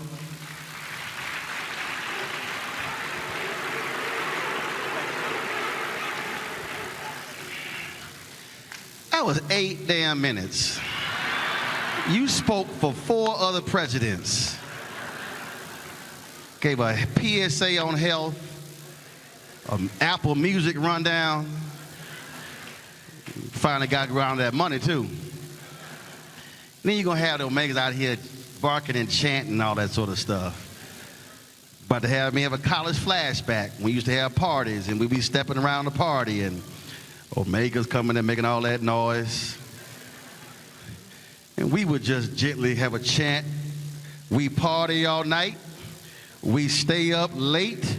But most of all, alphas graduate. That shut them down every time. And alpha, we want a 4 and a 5-year plan, not the decade plan. Before I bring up our next president, y'all, Tom Brady has won the most Super Bowl rings in ever, 7 Super Bowl rings. But I want you to put your hands together for the brother who is number 2. I don't care if he played for the Cowboys. I love it when you played for San Francisco 49ers. Put your hands together for the great Charles Haley. A brother of Alpha Phi Alpha Fraternity Incorporated. There goes an alpha man. All right. Next up, I know she got more than $10,000. Y'all had 1,000 vendors at y'all convention.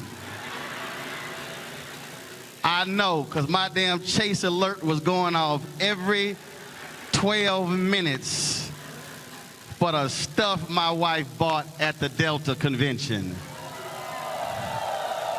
I said, if you don't get your behind home and stop buying stuff. I came home, she like, where you going? I said, I got to go cover the Alpha Convention and the Herbally Convention to pay for all that Delta stuff. International President, Chair of the International Board of Directors of Delta Sigma Theta, Elsie Cook Holmes.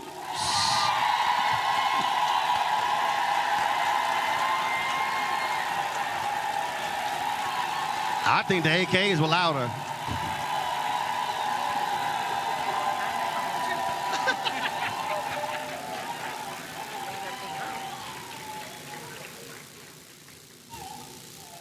Thank you. Thank you, thank you, thank you.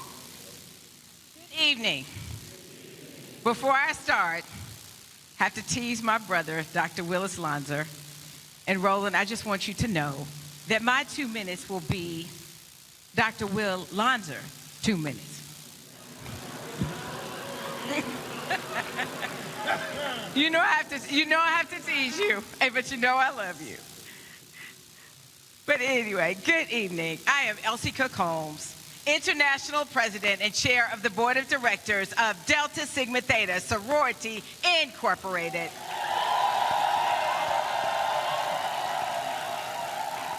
To my brother in leadership, the General President of Alpha Phi Alpha Fraternity Incorporated, Dr. Willis Lonzer, other brothers, distinguished guests, family, and friends, I am elated to bring greetings on behalf of Delta Sigma Theta Sorority Incorporated, a sisterhood that includes over 350,000 initiated members and over 1,050 chapters chartered worldwide.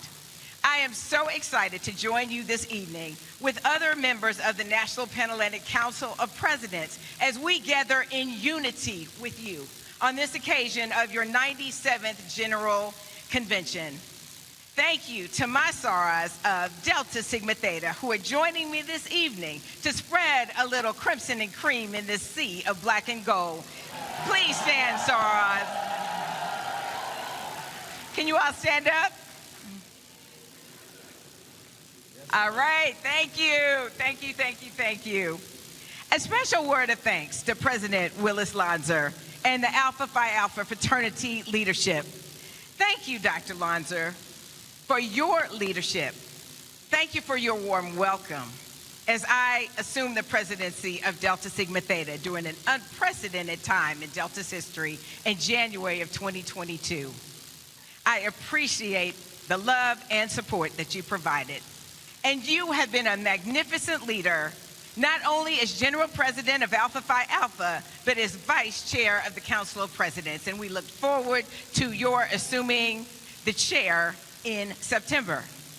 And we appreciate you standing with Delta, even though you were planning and getting to Dallas for this convention. I appreciate you stopping by Delta Sigma Theta's 56th National Convention public meeting last week in Indianapolis. Your convention theme, elevating the Alpha spirit, strengthening the brotherhood, and standing for social justice, captures the sentiment of all that we need to do as we serve our communities. In addition, one of your convention objectives to prepare Alpha men for their greatest usefulness in the causes of humanity, freedom, and dignity of the individual affirms what all of our organizations can do internally within our ranks to strengthen our potential. We believe in our collective power across our organization, and we lead the movement to empower our respective organizations for the battles that lie ahead. The biennium for our sisterhood also speaks to elevating our impact as we recognize that members of the Divine Nine since our inception serve as the voices in marginalized communities, but we still must do more. As the oldest of the D9 organizations, Alpha Phi Alpha fraternity was the catalyst for this movement, the first to organize. We pay homage to all, and we owe a debt of gratitude to your founders who had the courage on a college campus 117 years ago to create an organization for our people when others would not let us be a part. And we all proudly follow in Alpha's footsteps. So we must continue the legacies of our founders, as we are the promises of their dreams. So congratulations on 117 years of existence, and enjoy this awesome convention.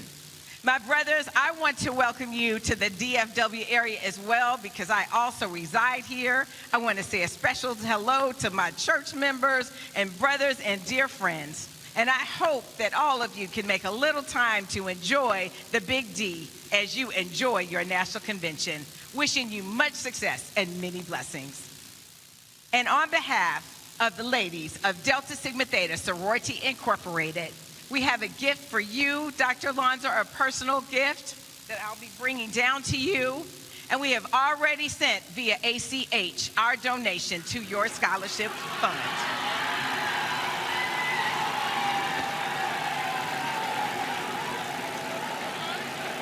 Look at you, all right. Coming in here starting some mess.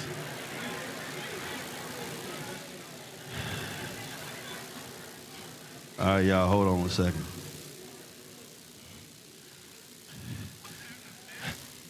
Hey, Tom Joyner. What's happening? I'm here at the Alpha Public Program, and let me show you, Tom. These are all the folks at the public program. They're here in Dallas. I know you somewhere on the beach. But the Omega president just pledged $10,000. I don't think he got it. So he said he gonna need some help to put for that $10,000. So he told me to call you.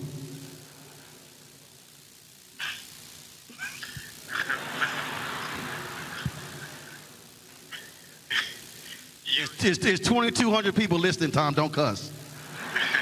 You and your sense of humor.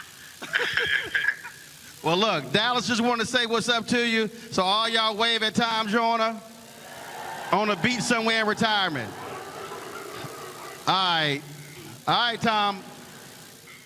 Take a shot of tequila. Holla. He ain't giving no money. Okay. Chris Ray, International President of them dudes in the blue coats. Phi Beta Sigma Fraternity Incorporated, also newly appointed president of Barbara Scotia College in Concord, North Carolina, Chris.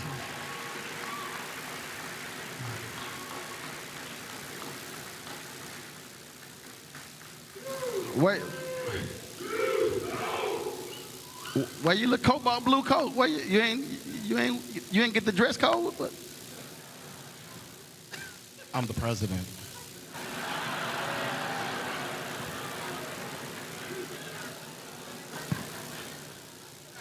I'm gonna behave. Good evening, everyone.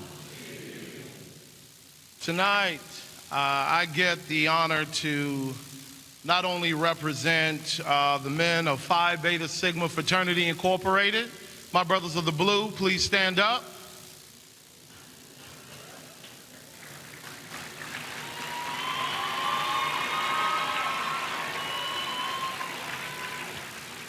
But I get the honor to celebrate my colleague and MPAC brother, Dr. Willis Lanza. What I've learned about Dr. Lanza is that he is an alpha man through and through. He has stepped up to the plate on the Council of Presidents and makes sure that the voice of alpha is in the room and at the table. His passion to address injustice is genuine and not just lip service. And God knows we have a lot of leaders who have lip service. Even though we may wear different colors, the assignment is the same. We must continue to stay focused on rooting out injustice. We must stay focused on tearing down barriers that keep us from achieving our ultimate and potential. We must continue to look racist individuals and institutions in the eye and tell them that we will not be moved. We must continue to stand in the gap for those whose voices cannot be reached in the halls of power. And most of all, we must stand united as men. And brothers, because our power is our unity, and that unification will make all the difference. Let me be clear when I say that you are not alone in this fight. The issues are great and the challenges are many. And no one organization can do it on their own. And so the men of Phi Beta Sigma stand with the men of Alpha Phi Alpha as we continue to lean in to the issues of the day. Now, I know that you've been blessed with a few dollars from a few people. I know that it was been ACH'd in and quietly slipped in an envelope.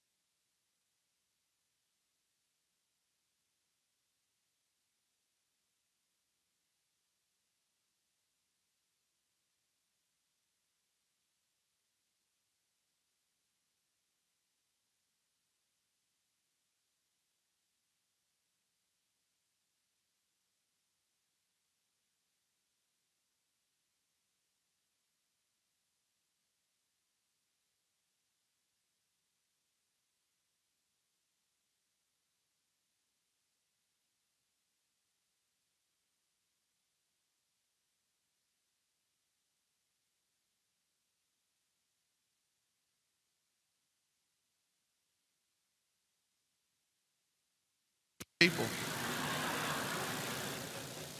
I know that it was been ACH then and quietly slipped in an envelope.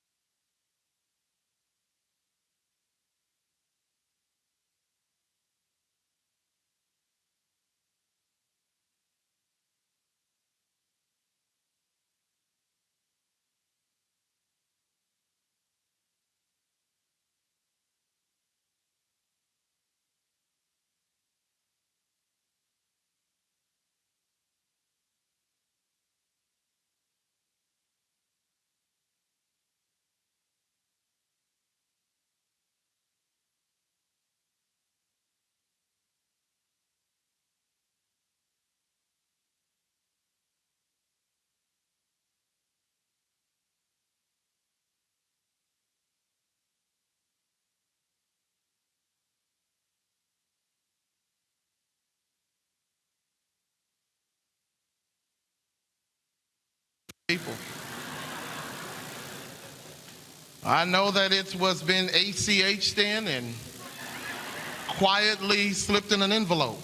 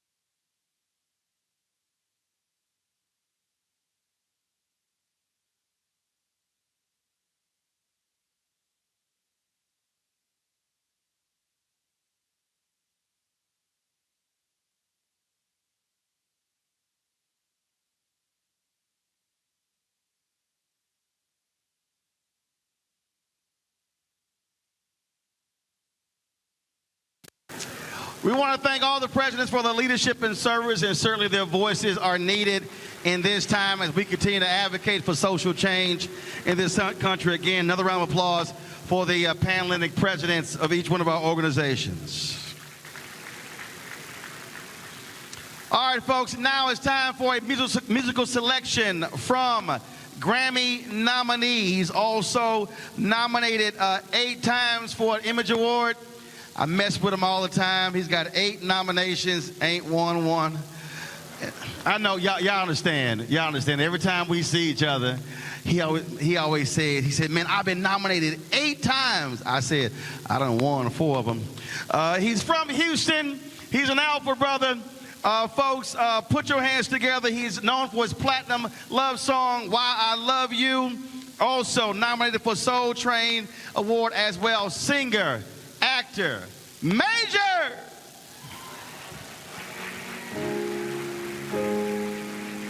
What if I told you hope was the key? Would you believe me? Well, you should. Because hope is not only the key, it's the major key. See what I did there? Nah, but for real. Contrary to popular belief, hope isn't pretending your current struggle ain't real. It's actually a brave champion mindset and posture to take in the midst of it all. Storm or sunshine. I've said it before and I'll say it again.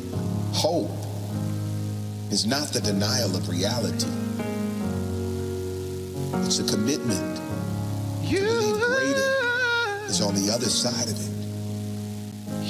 So you can either choose to be dragged along by the hardship of your current circumstances into things finally working out, or you can commit your mind to knowing that if you simply get through this, you'll eventually walk into all things being well in due season. Brighter days are coming. Brighter day. And there's light at the end of this tunnel. There is light. Reverend Jesse Jackson's been saying it for years. Yeah. Keep hope alive. Beautiful people. That right there is the major key. Hope. It's a powerful thing. Everybody say hope.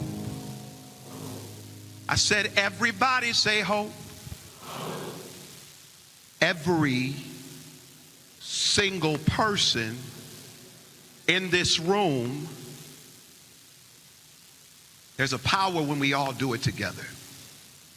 And you know how I know it's not everybody in the room? Because I studied voice and I know the collection of multiple and what that vibration would feel like. And I also heard you represent your other organizations, and y'all were louder than that. Before there was an organization, there was an understanding that hope would be the only way we can get to the other side. You can't talk about faith unless you talk about hope. Because faith is the substance of things somebody knows about it. So if you'll oblige me, regardless of my brother Roland saying I've never gotten an Image Award, but I'm platinum. We went platinum. That pays a whole lot more than yep. Just trying to help people. That's my brother and I love him so much. Brother Ambassador Young is in the building.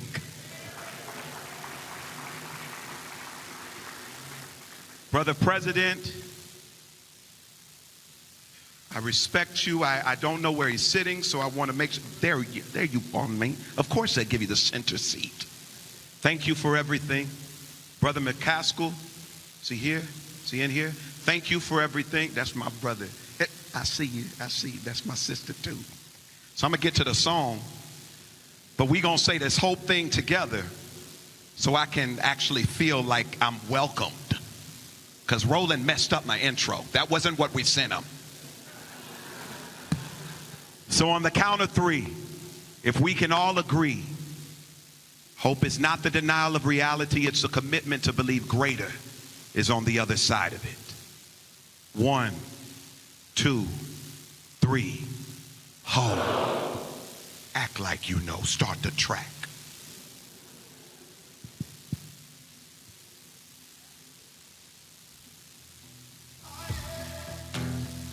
Turn it up, turn it up, turn it up, turn it up. Can you turn it up, turn it up, turn it up, turn it up?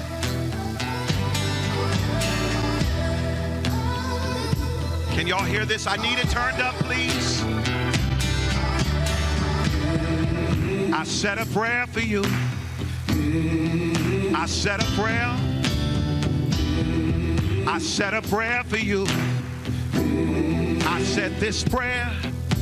I prayed you take the moment. I prayed you take the time to see that you were special and always on my mind. I prayed for you. I sang a song for you. I sang a song. I sang a song for you. I sang this song as the flowers fill the garden and the oceans greets the shore, the horizons of the sunshine, that of you I do adore.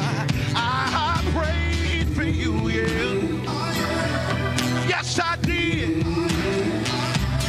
Can I pray for you? I will. I sang a song for you. I spoke this word. I spoke a word for you. I spoke this word. I said in this senseless violence, put a rest to prideful gain. There's a message in the silence that can heal our earthly pain. I prayed for you. Yes, I did. I prayed for you. I will. I say, holy waters, sons and daughters, revive our land, that we may rise again. Holy waters, sons and daughters, revive our land, that we may rise again. Holy waters, sons and daughters, sons and daughters, revive our land, revive our land, that we will rise again. Holy waters, sons and daughters, revive our land, revive our land, that we will rise again. I prayed you take the moment. I prayed you take the time. Beautiful black people, to know that you were special and always on my heart and my mind. I prayed for you.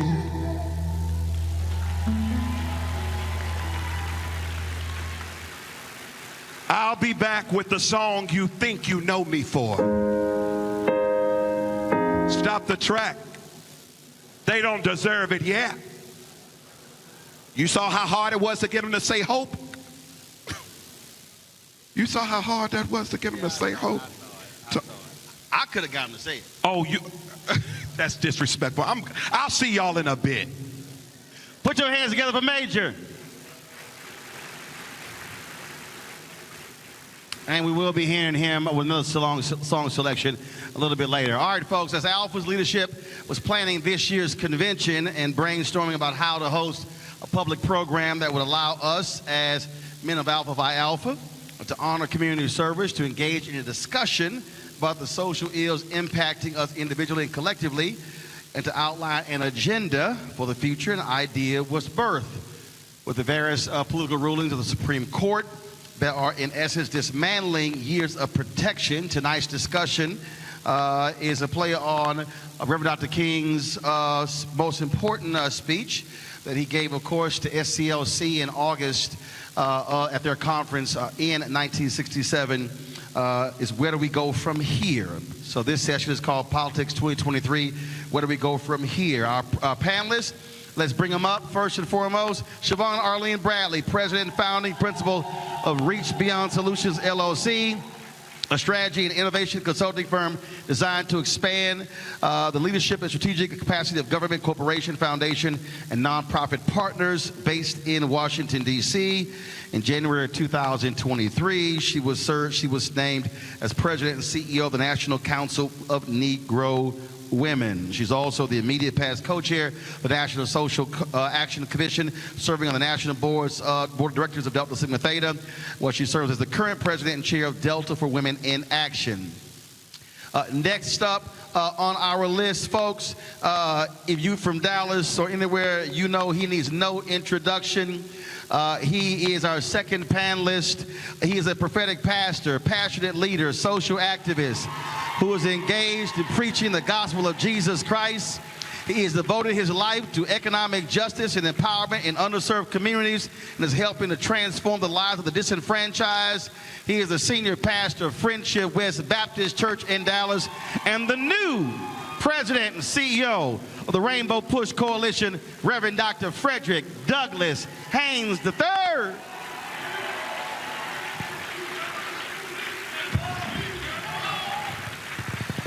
Our third panelist really needs absolutely no introduction. We don't have enough space on my iPad to read his bio.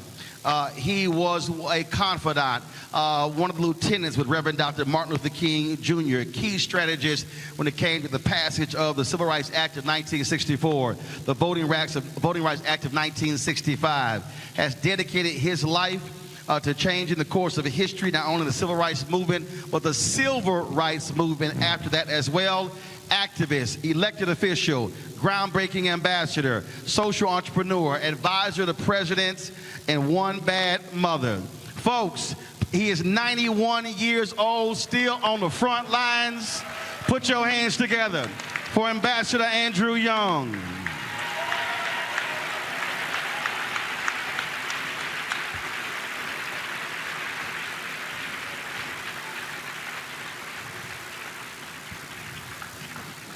I want to first start off with this. April 3rd, 1968, Dr. King is speaking at Mason Temple, and he is talking about, and unfortunately too many of us, Ambassador Young, we only focus on the mountaintop part, but that was a 43-minute and 16-second speech, and we keep ignoring the other 41 minutes. Shame on us. In that speech, Dr. King talked about redistributing the pain. He name-checked companies to boycott. He talked about supporting black businesses. I want to get your thoughts initially on Alpha making the decision not to hold its next convention in Florida as a result of the racist policies of Florida Governor Ron DeSantis. I'm sorry you put me on the spot on that one, because I don't like to run from segregation. I don't like to run from evil. We ran to Birmingham because it was a hellhole. And we kind of straightened it out a little bit. And out of the suffering and the struggle in Birmingham, we got the 1964 Civil Rights Act. And I was talking to one of the young people here who's a scholar, and I said, you know, I ran into Derek Bell's wife the other day, and he was our lawyer in Birmingham, and I forgot that when we got to Birmingham, the people there had already written their Birmingham manifesto. It was a whole list of the things that they wanted and the problems they had. And Derek Bell was our lawyer, and he went to Harvard. But before he went to Harvard, we put that manifesto in the papers. The white folks wrote a rebuttal and attacked Martin Luther King for the whole business. And then Martin was in jail, and he wrote the letter from the Birmingham jail and didn't have any paper. And he wrote it around the margins of the New York Times. And when he ran out of paper in the New York Times, he wrote it on toilet paper. And when that letter from the Birmingham jail came out, it went around the world. But I say that and connect it to critical race theory. Derek Bell left there and went to Harvard and started talking about critical race theory, but I really think the ideas came from Birmingham, and they came not from Martin Luther King alone, but from Fred Shuttlesworth and all of the preachers and teachers and people, the ordinary saints of rank and file, that by their marching and their suffering and their facing down the dogs gave us an agenda that, frankly, we're doing pretty good with. Now, you should shut me up, but since you didn't, I'm going to say that we took the message from Birmingham, and Martin carried it all over the country and all over the world. But that was from 1963 to 1968. And in 1968, he was taken from us, they thought. But I don't believe he's gone anywhere. And I thank all of you for commemorating his spirit in the Rock there on the Capitol. And because he used to say, out of a stone of hope. Right. And out of the stone of hope, I don't like the idea of a divine nine, because there was nothing divine about Alpha when I joined it in 1950. But maybe that was just the brothers at Howard. But there's something holy and sacred about that statue, and it is a stone of hope that keeps us alive and keeps us going. So I want to thank all of you for your participation in that, and I want you to know that Martin Luther King is more powerful in more places in the world now than he was in 1968. And they did not quiet him. They unleashed his spirit. Right. And the hope that we were singing about and talking about is basically what has carried us through this far. And I tried to carry it on in Atlanta. Well, you didn't. First of all, you didn't try. You succeeded. You didn't try. You succeeded. Well, yeah. But we got it. We still. The thing is,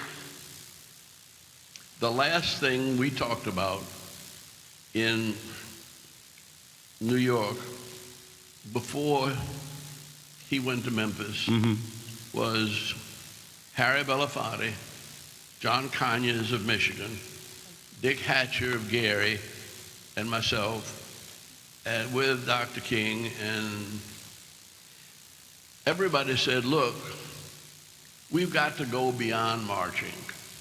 We ought not have to get 1,000 people in the street. We ought to be able to pick up and call our senator or our congressman and get them to do it, because we got so far to go and so much to do. Now, that's what we tried to do in Atlanta. And we moved the movement into politics. And we've done pretty good. Just a summary, and then I'll go back on any of the details if you want. I went to visit the Atlanta airport the other day, and I heard that they had broken all the records for every airport in the world. 110 million people had come through there, and 80 million people had gone through Beijing in China. So they're that far ahead of any airport in the world. And so I decided I was going to go see the general manager and thank him. I was shocked because when I went in there, I didn't see but one white man. And I didn't see but 2 more black men. It was 7 black women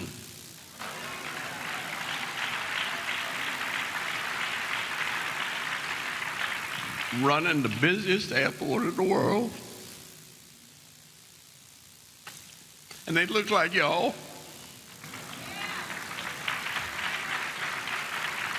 And they came out of your schools and they joined your sororities.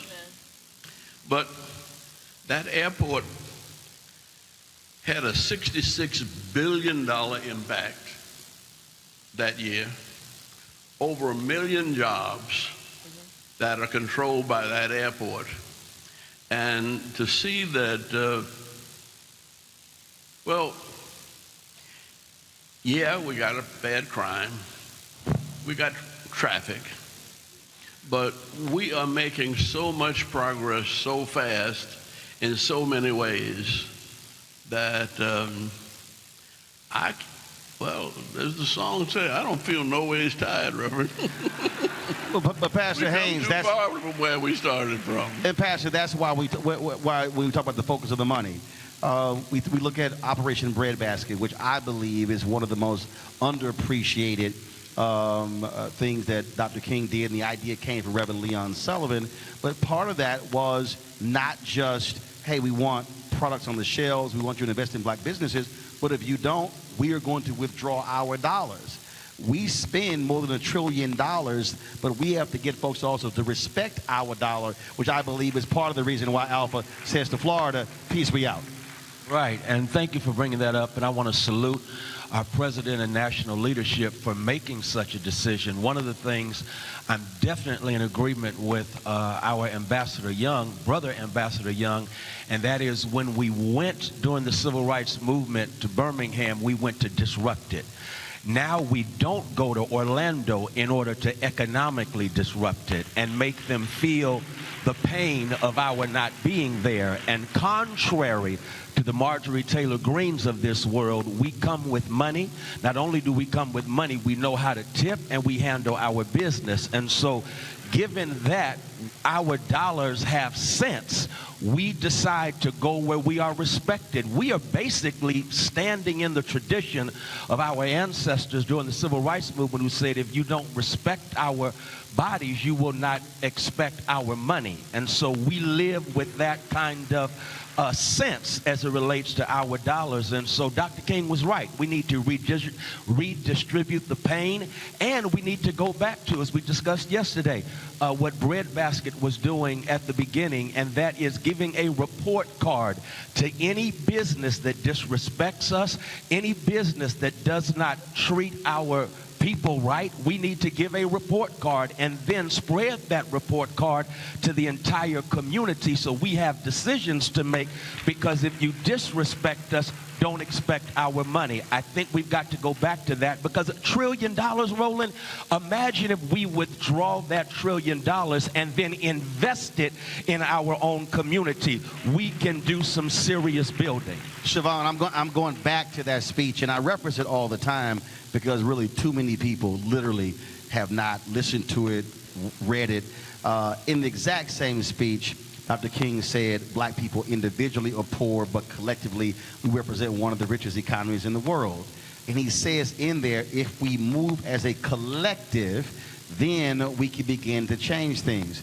That to me is what we must be talking about if we're talking about Alpha, members of the Divine Nine, but extending that to Links, Prince Hall Mason, Eastern Star, all of these black organizations. If we begin to operate collectively, imagine if 10, 20, 30, 50, 100 organizations say no conferences in Florida. We're going to take our money to places where they respect us. Now all of a sudden folk realize, because trust me, that's what Disney is doing right now. It's setting the standard.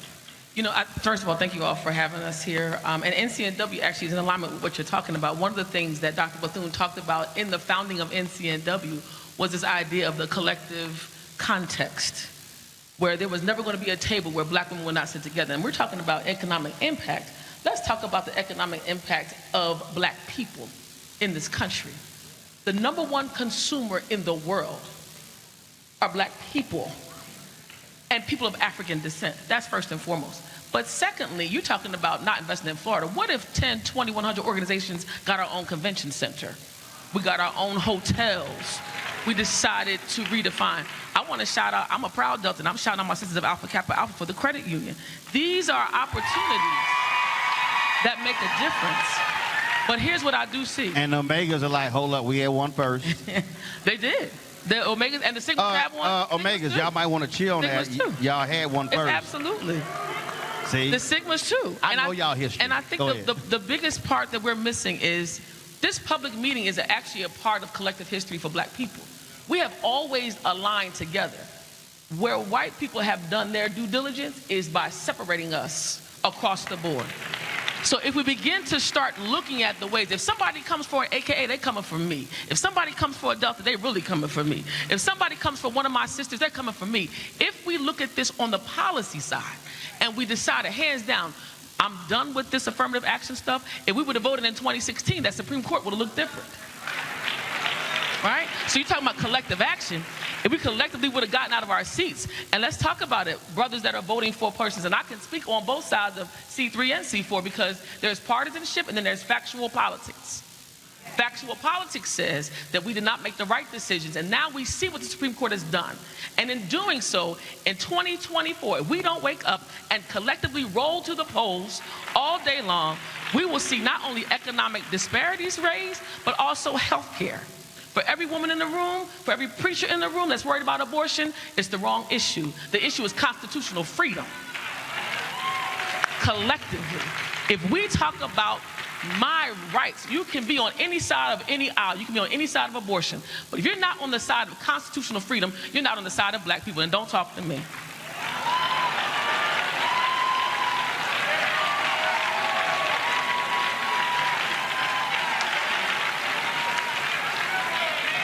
Ambassador, long game. When I look at Federalist Society, when I look at where conservatives are, they're operating with this long game, 30, 50, 75 years. That was their focus when it came to the Supreme Court. Y'all had to deal with folk who said, man, y'all not going to be successful with this civil rights thing. I don't want to get involved. But you got a lot of folks today, young, middle-aged, and old, who say, I don't see any change. I don't understand. Voting is going to be a waste of my time. And so what would you say to somebody today? How do we reach that person who has no hope, Major, who does not believe anything will change, and they'll say, you wasted my time? How do we reach that person? First place, I grew up in the Second World War, and we had a song they used to sing. You got to accentuate the positive, eliminate the negative, latch on to the affirmative, and don't mess with Mr. In-Between. And it went on to illustrate my last remark, Jonah in the whale, Noah in the ark. What did they do when everything got so dark? They had to accentuate the positive. Now, it's a dark time in some ways, but that's in the news. And the reason I told you about the Atlanta airport, because Atlanta's not dark.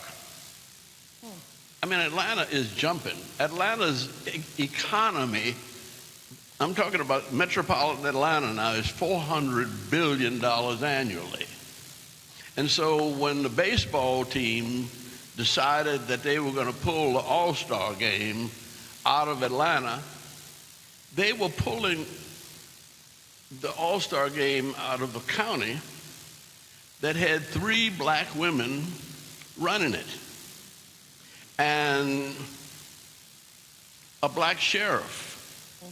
And I went to him and I told him, you all move too quick, because we need this kind of money coming in here because the change is in process. And they said, well, they couldn't get to us till 2025. And I said, fuck you.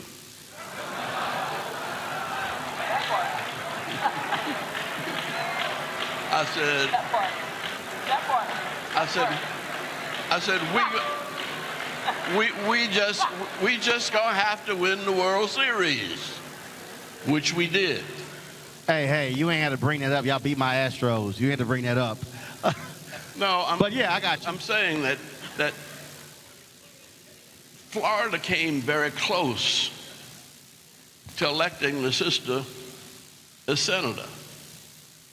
And we had so much going on that we didn't give her even the same kind of support that we gave Jimmy Carter 40 years ago in Florida.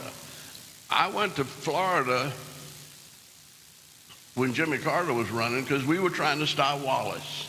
Yeah. And I went to every little county, and it was the fraternities and sororities that met me at the airport. And we mobilized the whole state of Florida. And that's how Jimmy Carter beat Wallace. And that's how I got to the United Nations. And that's how we brought Africa back into the game. Now, I'm not saying it's wrong to pull out, but I'm saying that we are so heavily involved. I don't want anybody boycotting in Atlanta right now, because I don't go to a restaurant anywhere that's not half filled with black folk. And the only reason I'm there is somebody with money took me. And I couldn't afford to be in those places. It's like going up here to Sear. I couldn't afford that. And we are making so much progress that we've got to organize what we've got. Mm-hmm. And we're ready to go to the next step. And so I have nothing wrong with protests. I've been jailed a couple of times. And I got my ass beat a couple of times. And I mean, it was a real ass whipping. I got kicked and stomped. And it was in Florida, in St. Augustine. And it was worse than everything that Beta Chapter did to me at Howard. Flashback. But the reason I got up and kept going was that I got up and kept going at Beta. Right. I've been through that before. You know, you don't let a whole lot of bull stop you and slow you down. Pastor Haynes, connecting the dots. And I think that really is what so many of us, if we're talking about where do we go from here, 2023, 2024 election, people keep saying we got to vote. Well, first of all, you can't vote unless you're registered. You can't be registered unless you have been enlightened and educated. So for many of us, we have to understand what we must be doing today, preparing people, teaching them, to the ambassador's point, this, for the people who say, buy the Harris ain't done jack. You got to explain what's actually happened. Or this state rep isn't doing anything. No, this is what is happening, because a lot of folks are not following this up every single day, but we just simply can't just say, vote because somebody died. No, there has to be a different connecting of the dots. Exactly. As a matter of fact, as far as I'm concerned, we can learn a lesson from Reverend Jesse Lewis Jackson Sr., who in 84 and 88, between those two campaigns, registered to vote some 7 million people. But the thing is, he did not just say somebody died for your right to vote. He registered voters because he had an agenda. And so I think it's very important that we want to marry voter registration with voter education. And voter education simply says there are so many examples about how elections have consequences. In Tulsa, Oklahoma, a Trump-appointed judge denied reparations to the 3 survivors of the Tulsa race massacre. Elections don't matter. Imagine if that was a Clinton-appointed judge. In a real sense, reparations would have taken place. And so it's very important that we have voter registration with an agenda. And perhaps, and I hate to bring them up, but you got to give credit to the Tea Party. In 2008, we partied when Obama won. While we were partying, they went to planning. And as a consequence, they took over local elections, county and state elections. And we are to this day living with the consequences of their planning in 2008. You use the word long game. We got to have a long game. W.E.B. Du Bois told us in the last century we need a 100-year plan, or we continue to react to what others do to us. Instead of always reacting with all the brain power between the Divine Nine alone, and everybody ain't in this room who could be in this room, but between all of us, we have the brain power to come up with a vision 100 years from now that will benefit generations yet unborn. That's how you connect the dots and say we are voting with an agenda, and we vote with an agenda that has everything to do with a long game. Look at, what was it, Roe v. Wade. They lost a number of elections, but they did not stop their agenda, and as a consequence, they got done what they wanted to get done. We've got to have that kind of voting with an agenda, registering voters with an agenda, and then let's think big. Let's think big. We got Divine Nine represented right here. Why don't we make up our minds in 2024? We're going to register 1 million voters each between the 9 of us and register them again with an agenda. I'll give you an example. So 2012. Wait a minute. Let me just say, they used to call me the Uncle Tom in the movement because I always looked at the other side. Mm-hmm. Not that one side was wrong, but like, oh. Go ahead, Doctor. Go ahead. You know you want to say it, just go ahead and say it. You already cussed. That we are further along than that. The voters are registered, say in Georgia, and we would have won. Stacey Abrams would have been the governor if, no, people voted, but black men didn't like the idea of a woman.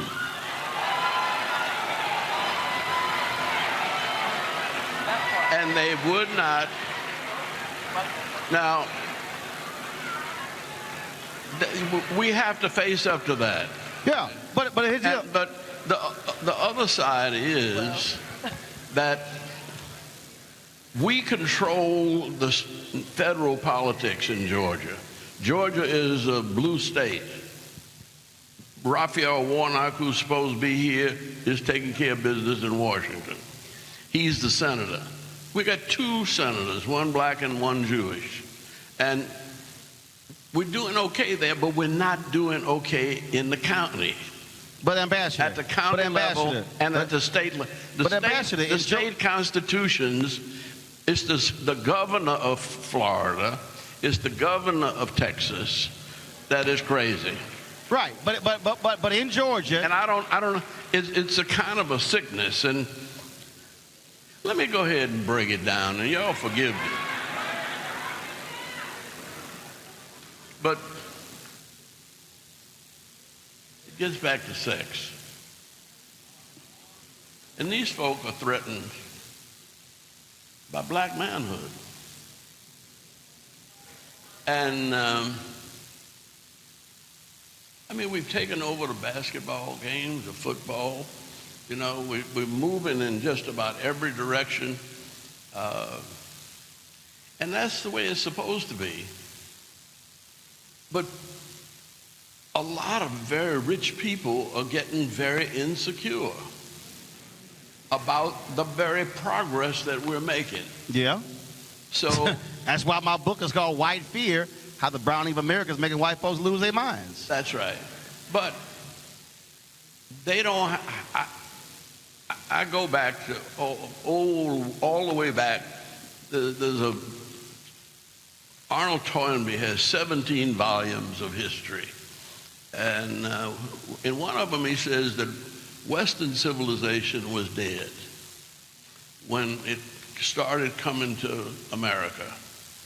And the only thing that will save Western civilization is the fact that there is new life and new blood.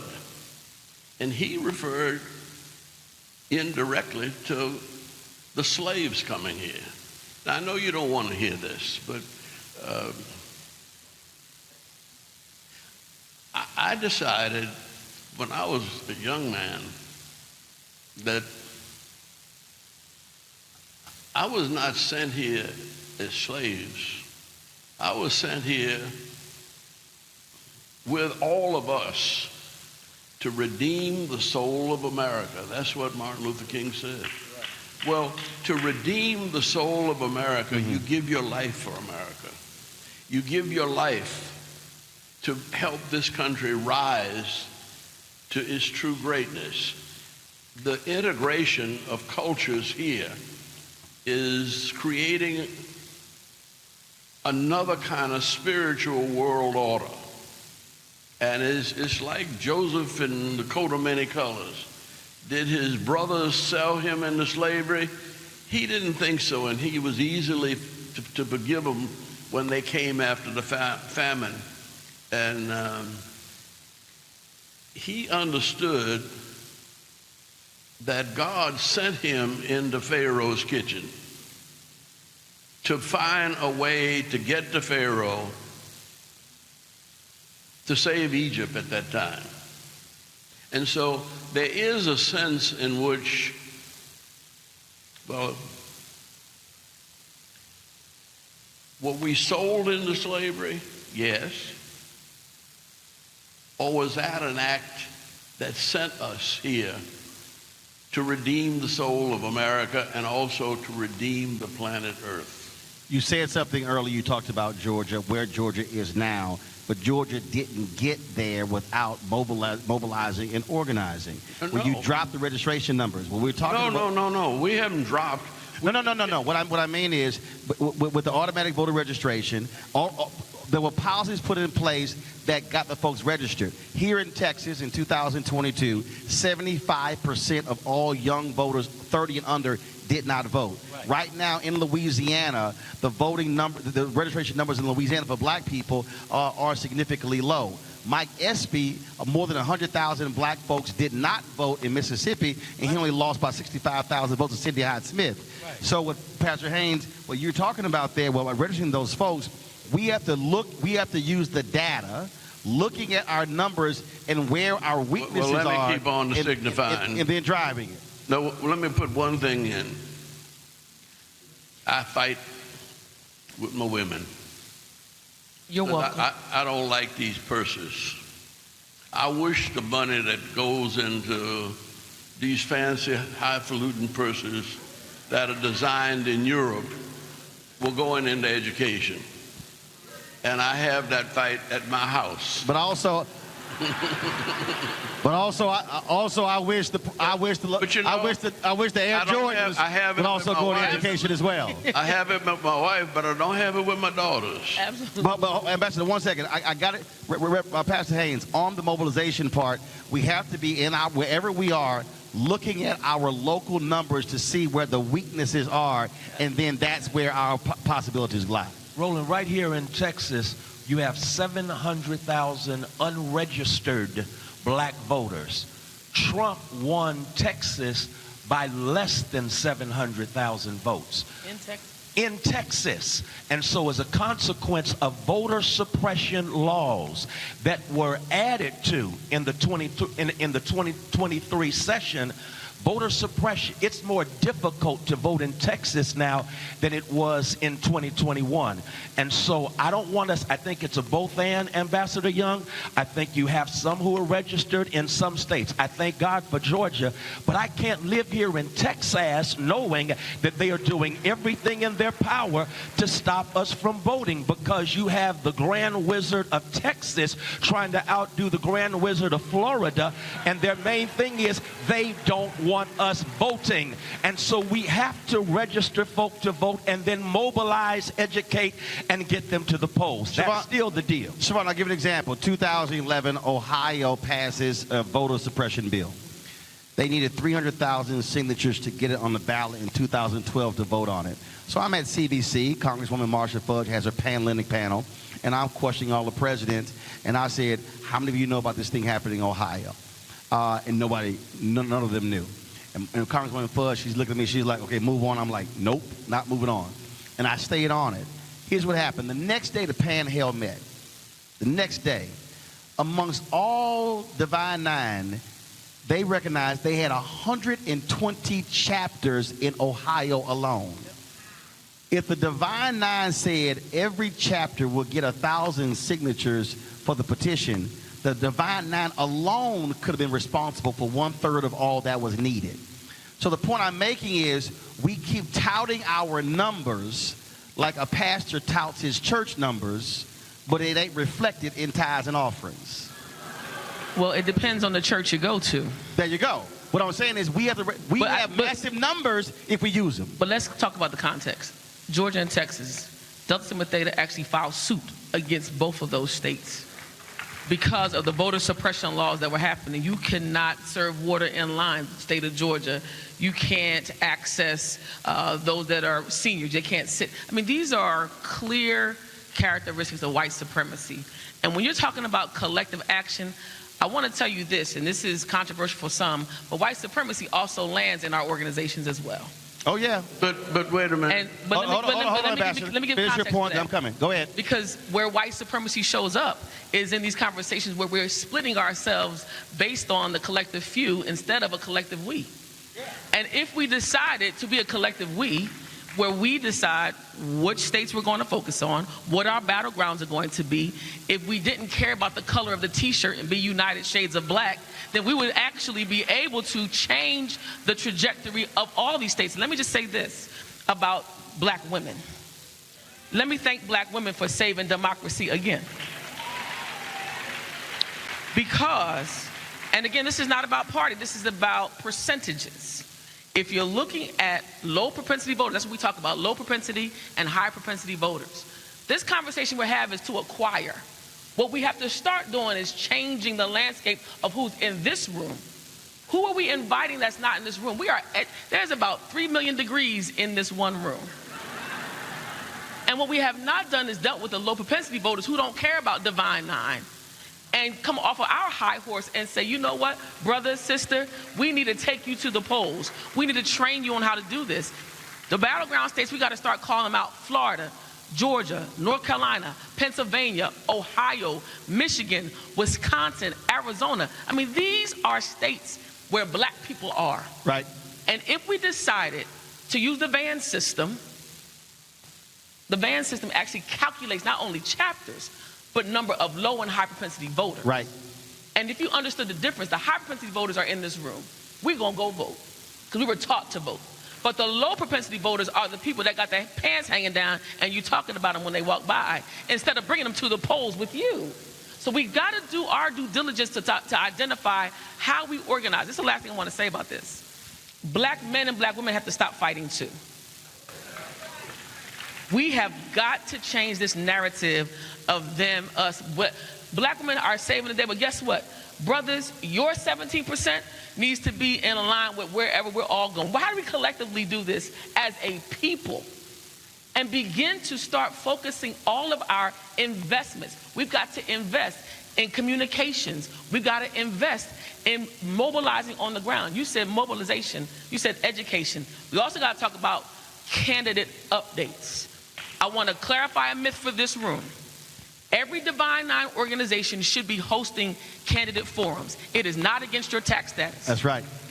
We are all 501c7s mostly in the room.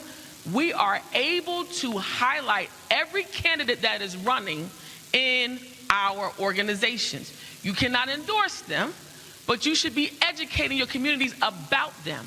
And what we have done is we've handcuffed ourselves and said, well, we can't get into that space. And that's the problem. Right. It'll be very risk averse. Yeah. Ambassador? Yeah. In 1972, a couple of things happened. One, I got elected to Congress. I got elected to Congress in a pouring down rain. It rained from 9 o'clock before voting day all day long, and it didn't stop till midnight on voting day. And I said, Lord, why did you drag me out here and leave me? But we had a 73% black turnout of voters. And it was black women in the rain. They didn't worry about their hair. They worried about their souls. See? And that's what set Atlanta right. But right, the 73%. No. So with Andrew... But there was another thing that went with that. There's a guy that had a McDonald's operator, Mac Wilburn. Yep. And Maynard Jackson asked him, said, I want to give $1,000 to each county in Georgia that has a black majority population and no black elected officials. And Mac said he was from Arkansas and he didn't feel confident. But he said, can I give it? And that's the first time I ever know a black man that wrote an $18,000 check by himself for those 18 counties that didn't have a black elected official. Now, that's the state. We've been working on the state. We haven't gotten there yet, but we've been working on the state since the 70s. But I want to focus on the 73%. Andrew Gillum runs in Florida. Yeah. Loses by 30,000 votes. Tallahassee Democrat ran a story that showed the top 15 voting counties. 1 through 10 were all red. They voted 65% or higher. You had to get to 50, you had to get to Broward. It was at 57%. Miami-Dade was 54. Louisiana, we ran the numbers in the last election. The black turnout was 38, 35, 32. You won because it was 73. In Chicago, Harold Washington won because it was 85. The problem when we study the numbers, yes, in many cases, some places we are registered, but our percentage is 40, 45, 50. So if we're talking about where do we go from here, Freddie, we've got to, again, study the numbers down to the precinct, and they're all public. You can say in this neighborhood, 38 people voted, but 400 were registered. We should be targeting that neighborhood to get that number to 200 to 300. That's how you change the dynamics and not just keep thinking so large. You got to hit precinct by precinct to get to 73%. Well, we're in different places, but because we can't give water in the line. But we got 11 days that we can vote. See, we have 11 voting days in Georgia. And so by spreading it out, we don't have the long lines, and we don't need people staying. But we didn't put the burden on our poor people. See, we put it on the legislature. And the legislature, the Supreme Court kind of upheld that. But we don't have, look, I'm born and raised in Texas. We don't have any luxury with this legislature because they really do not care. Well, you don't know. I do know. No, you don't have it was a black woman that got Georgia reapportioned so that I could get in. And she was with the Urban League and Grace Hamilton. But the problem we have here, you have a supermajority in this state. Georgia has, North Carolina just has a supermajority. Florida has one. We don't want to just break down on what's wrong. No. I'm getting about what's real, because the bottom line is you not only have a supermajority, you have a gerrymandered state. Exactly. And they've drawn up these funny lines, and as a consequence, we have fewer voting rights protections in 2023 than you had when you got elected in 1973. We've got to deal with the honest reality that right now our voting rights are under attack. Ambassador, I'm trying to get to your 73%. If you're playing baseball, not 50, you expect the pitcher to throw at your head, and you got to get out of the way. Got it. I mean, it's a game, and life is at stake in this game. And we have to play it at all levels at the same time. Siobhan, when you're out talking, it's not either or, it's both and. Siobhan, when you're out talking, and again, a lot of people don't know how to communicate what's going. How are you communicating to somebody who says, "Ain't nothing changing, none of this is always wasting my time"? What are you saying to that person? So it depends on what they value, right? The inside-outside game on all of this is about what our voters value. And black people are, looking at the last two Essence polls that came out, particularly black women, black families are interested in key issues: healthcare, criminal justice. So when they talk about George Floyd, people say, you know what, nothing is changing. But what I start talking to them about are specific policies that are aligned for us. I look at that infrastructure bill. Nobody knows what's in the bill. The challenge is, how are we communicating in it? Right. The infrastructure bill actually has the ACP, the Affordable Connectivity Program, that actually has rebate dollars on the ground for states to be able to put free internet in homes. Nobody's talking about it. This actual bill also is putting money in states where black businesses are supposed to get a percentage of all these contracts, but there's no one holding them accountable. So when I start talking about what's available, then people begin to pique their interest. But you have to start dealing with what is value to voters. What do we value? So, because vote, just say go vote.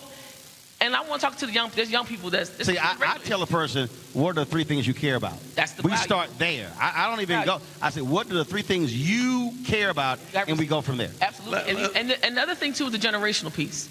You got a generational challenge right now. Young people are not having it. Young people are not moved by just a history conversation. Nope. And we've got to be able to say, instead of something's wrong with you, we got to ask ourselves, well, what did we do wrong that they are this way? Well, in fact, what are we creating space for young people to be able to engage? But this is where, and I'm going to go to Pastor Haynes and Ambassador, this is where we also should be talking to our black pollsters. Terrence Woodbury, Cornell Belcher.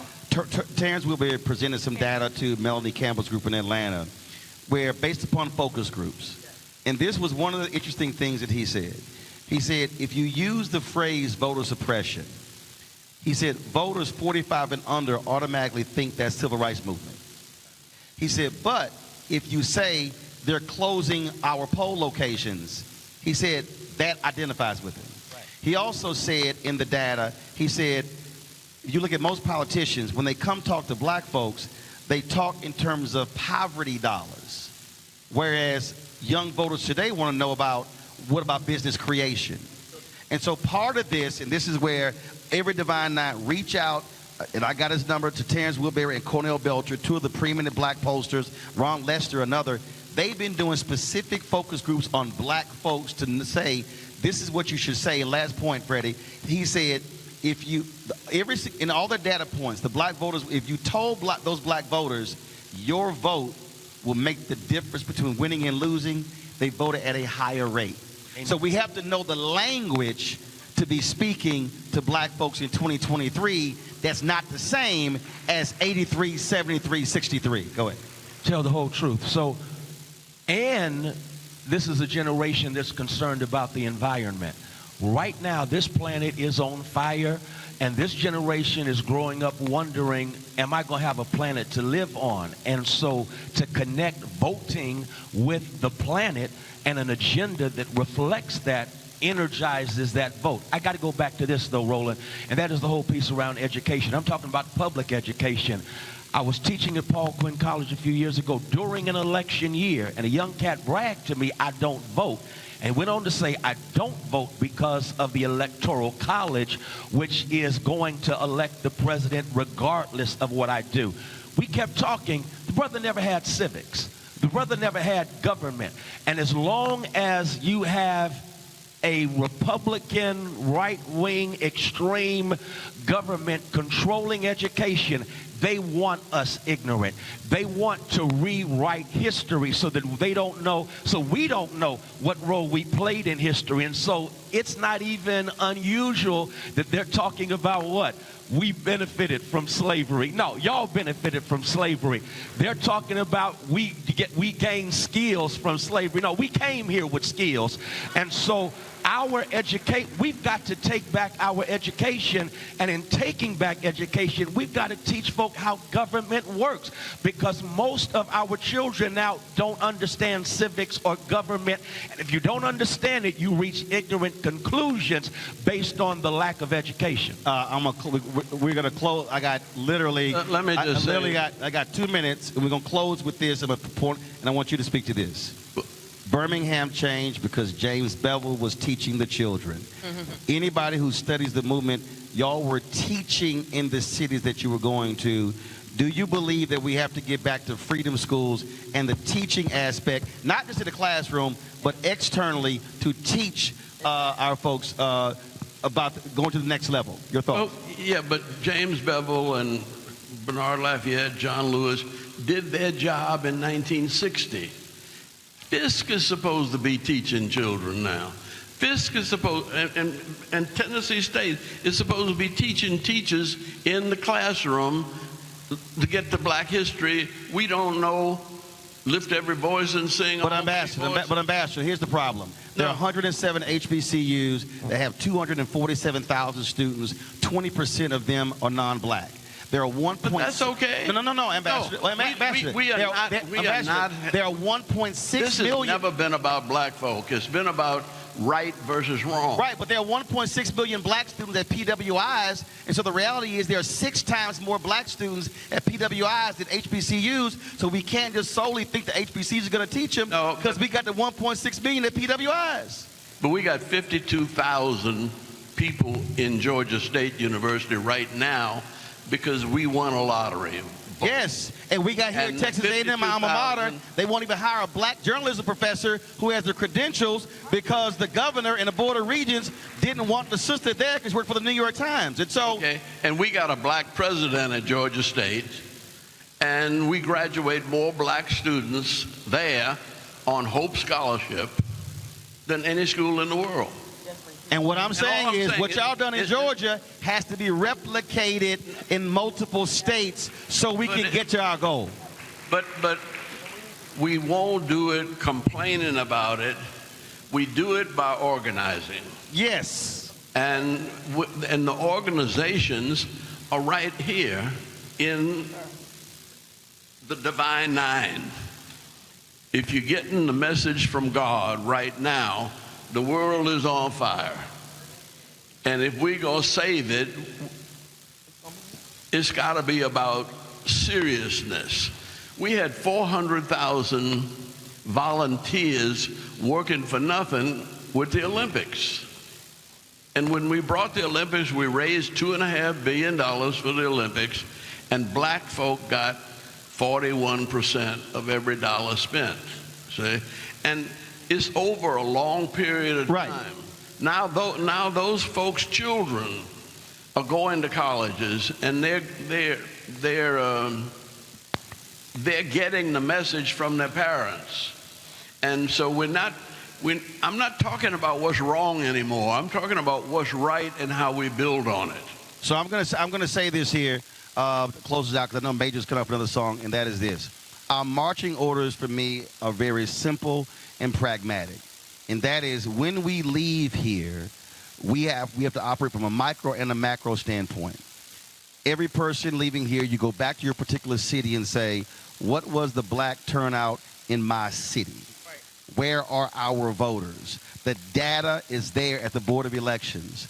Let's go study the data and then begin to say low propensity, high propensity, and then look at school board elections, city council elections, county elections, state rep, state senate, gubernatorial, then congressional. Because what we saw in the 2022 midterms, Moms for Liberty, right-wing hate group, ran school board races all across the South. They took over. Don't tell us what the enemy's doing. No, Ambassador. Let me tell you. Ambassador, 1 second. When I lost, Ambassador, I have to say this here because here's what happened. They took over 14 of the largest school districts in South Carolina and immediately started firing the black superintendents. And what I'm saying is those were school board races that were 100, 200. We can take over those school boards if we one get play. that's one inning. No, that was South Carolina, North Carolina. That was Georgia, game. Florida. It was across when you get thrown for a loss, you don't quit. You go around the other side. Or you line up your blocking different. And what I'm saying is we about to block, we about to tackle, we about to line up to fight, but I need us to leave here and study the data to see where the numbers are. We got to study the numbers. We find a way to win it. Oh, yeah. This is a public game. If we can win basketball games, football games, track meets, which we can win this political battle. We don't need to bitch. We need to work. And right. And so what we're going to do is, I got it. So what we're going to do is very simple. Again, we have sessions for our convention later this week. I know every Divine Nine organization has that. I interviewed Brother Lonzo earlier, what they're doing with the Pan-Hell. We are not going to operate in silos in 2024. We're going to be working with multiple organizations to be able to change the difference. Put your hands together for Siobhan, Pastor Haynes, Ambassador Andrew Young.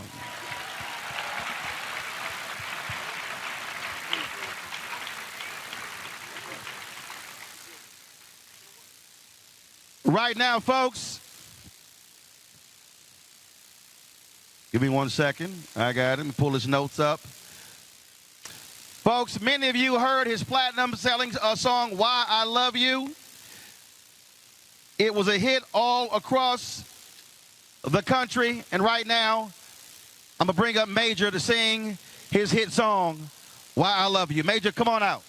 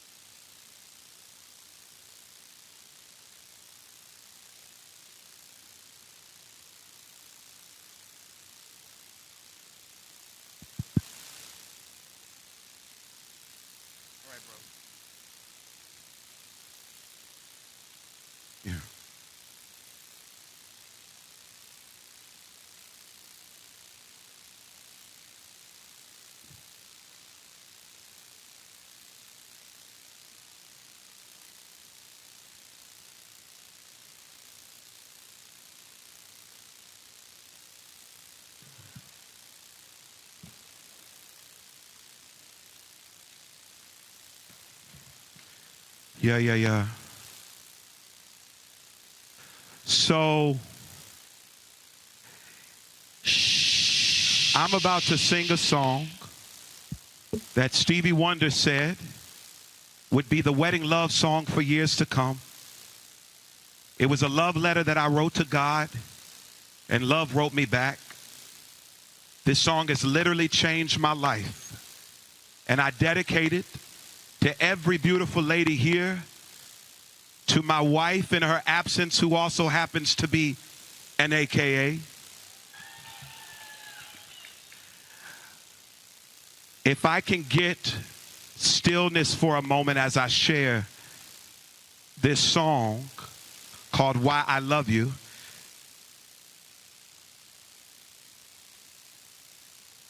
It's an interesting transition, but we're going to go with what God allowed. Is that all right?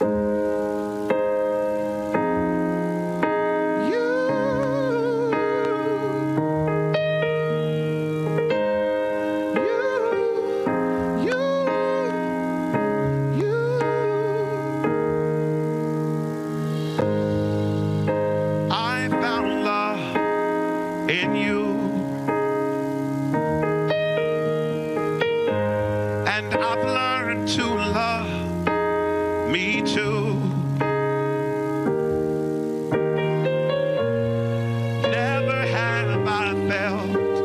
that I could be all that you see. It's like our hearts have intertwined into the perfect harmony. This is why I love you. This is why I love you. Because you love me. You love me. This is why I love you. This is why I love you. Because you love me. You love me. I found love, and I found it in you. And no other love will do. No. Every moment that you smile, it chases all the pain away. Forever and a while, in my heart is where you'll stay. Can y'all help me sing? This is why I love. Everybody sing. This is why I love. Because you love me. You love me. You sing. This is why I love. Ah, this is why I love. Because you love me. You love me. You do. The stars have all aligned, and right now is the perfect time to say, I love you, I love you, I love you, I love you, I love you. I do. This is why I love you. This is why I love you. Because you love me. You love me. This is why I love you. This is why I love you. Because you love me. You do. Beautiful people, I found love, and I found it in you. Yeah. There ain't no other love that would do. So I'll say, I love you.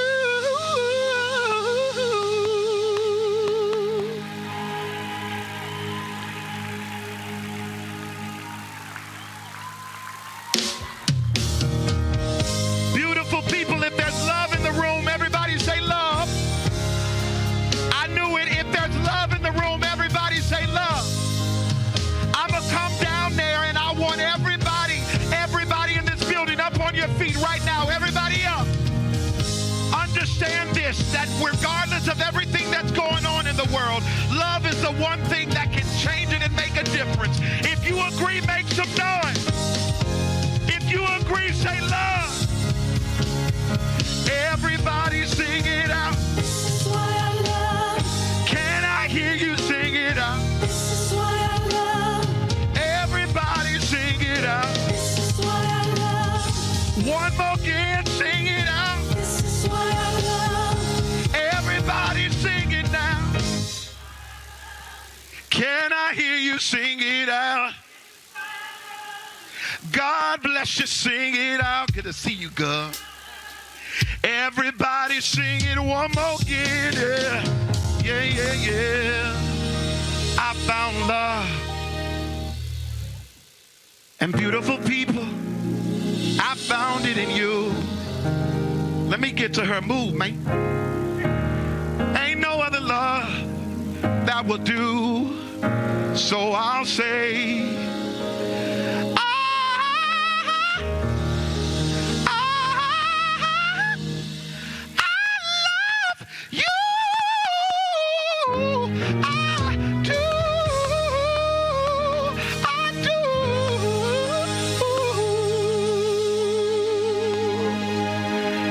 bless you, beautiful people. My name is Major. I'm an alpha man, and I approve that message. Put your hands together for Major from H-Town. Put your hands together for Major from Houston's own. Way to go, Major. We appreciate it. All right, folks. If you can quiet, please, we're not done. In 1952, the Alpha General Convention established the Alpha Award of Merit. And if you please take your seats, please take your seats.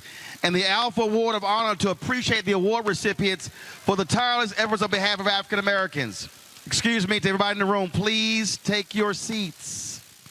These two awards have become two of the greatest awards that Alpha Phi Alpha bestows. Tonight, the General President will present two Alpha Awards of Honor and two presidential citations. Ladies and gentlemen, please welcome our General President, Brother Dr. Willis Lonzo III, the General President of Alpha Phi Alpha Fraternity Incorporated.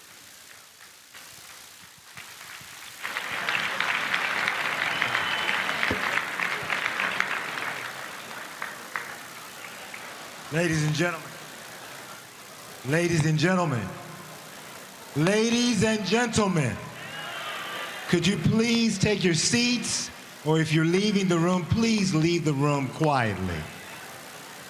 I'd like to thank everyone for a wonderful public program.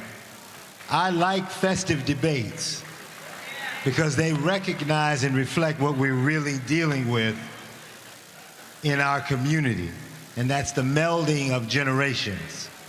We all have a different perspective.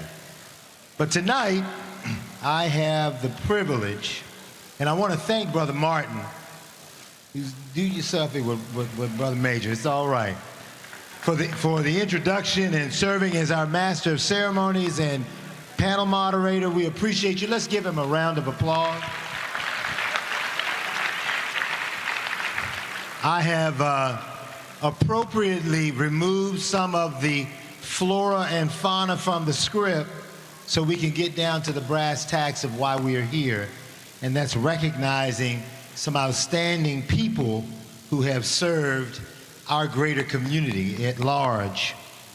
But before I proceed, I have to acknowledge the First Lady of Alpha Phi Alpha Fraternity, my beautiful wife and Silver Star member of Alpha Kappa Alpha Sorority, my wife Pamela Lonzer. Please stand. And being the doting father that I am, and I only have one daughter, I have two sons, I got an extra amount of them.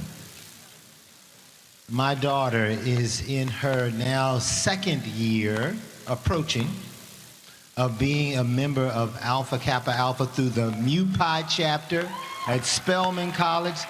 The last convention she attended, she was not a member of the Divine Nine, but now she is. Camille, would you stand? All right. Well, ladies and gentlemen, I have the privilege tonight, and I'm going to understand what my great staff and my great protocol director has done, but I have an unusual privilege tonight.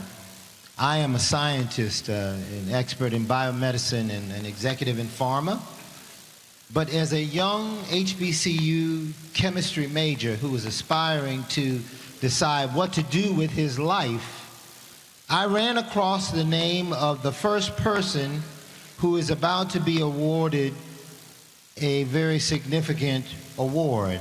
As Brother Martin said, and you may have missed it due to the transition, Alpha Phi Alpha Fraternity offers to non-members a high recognition award called the Alpha Award of Honor. It is the highest award that we present to an individual who is not a member of Alpha Phi Alpha. And tonight, while some of you majored in business administration, social work, and many other astute areas of study, we are in the presence of STEM majesty and STEM regalness in the person none other than Dr. Shirley Ann Jackson. Now, Dr. Jackson is receiving the Alpha Award of Honor, and I want to ask Dr. Jackson, because I need you to come and stand by me, to please come up. Please receive her with a warm round of applause.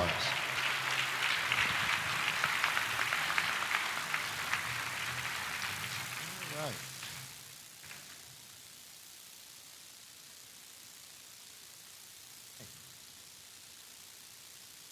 Doctor, please stand here. Dr. Shirley Ann Jackson, theoretical physicist, inventor, major research university president, Rensselaer Polytechnic Institute in New York. She is an iconic figure, not a black woman, but among all genders and around all disciplines. She has the distinction of being the first African-American woman to receive a PhD from MIT in any field, and has served her in a prolific career spanning research, public policy, and academic leadership. You have worked, and I remember reading in the magazines about you, Ebony. I was looking in there and I saw you as a young collegian and as a young person working as a theoretical physicist at Bell Laboratories. You, at an interesting time in our history, you were the first African-American woman and African-American to chair the U.S. Nuclear Regulatory Commission. Oh yes, she's well deserving of this applause. You also chaired President Obama's Intelligence Advisory Board and served on several boards, including IBM and FedEx. And in fact, if that was not enough, for 23 years, you served as the 18th president of Rensselaer Polytechnic Institute. During your time, you, as president, you helped to raise over $1 billion for philanthropic efforts. I stand corrected. My team messed up. $2 billion. In addition to your doctorate from MIT, you have also been awarded over 50 honorary doctoral degrees, as well as countless honors, including the National Medal of Science, which is a very highly esteemed award, as well as the nation's highest honors for contributions made in science and engineering. But see, when we study people like you, Dr. Jackson, and I got my PhD because of people like you in biochemistry. That's why I did it, because I was inspired by you.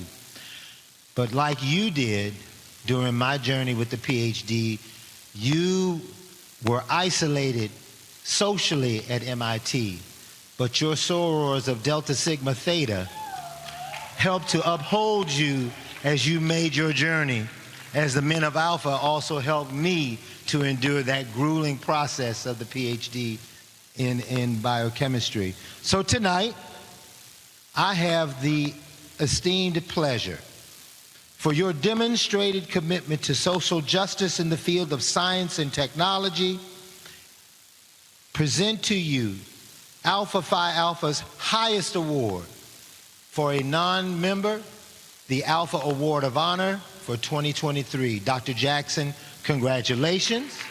Let me present this to you. We're going to check this way, Dr. Jackson.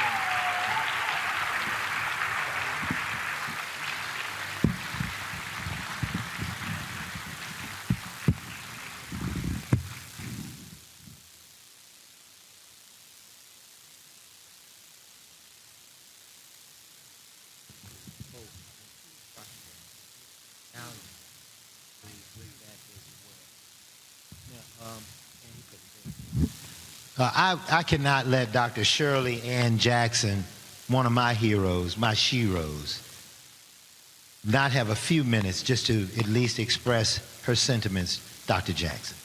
Thank you very much. First of all, don't be confused by the blue dress. It's because I had to leave my red dress in another place. And so let me start, Dr. Lanza, by thanking you and all of the great men of Alpha Phi Alpha Fraternity Incorporated for this very, very high honor. But I especially would like to call out the brothers of Beta Pi Lambda chapter of the Greater Capital Region of New York for nominating me for this award. I think Brother Chris Ellis is here. Brother Louis Tobias is here. Excellent. And so these young men, everybody's young to me at this point, have been great partners where we've worked together to bring more young people into STEM. And as president of Rensselaer, I had the great privilege and honor to be able to support what they did financially, including from the university, as well as my husband and my personal commitment. And so, without this sounding like I'm hanging for an award, I'm going to make a personal commitment that at least matches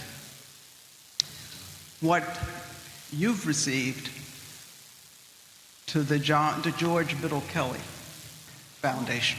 Well, thank you. Thank you so much, Dr. Jackson. Outstanding. Thank you. Please, brother.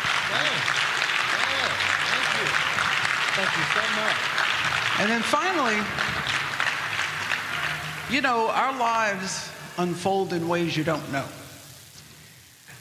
And so my life unfolded the way it has, really because of the confluence of two interesting events. One was the Brown versus Board of Education Supreme Court decision. Now, I'm old enough that changed my life, because when I started school in Washington, D.C., the schools were segregated.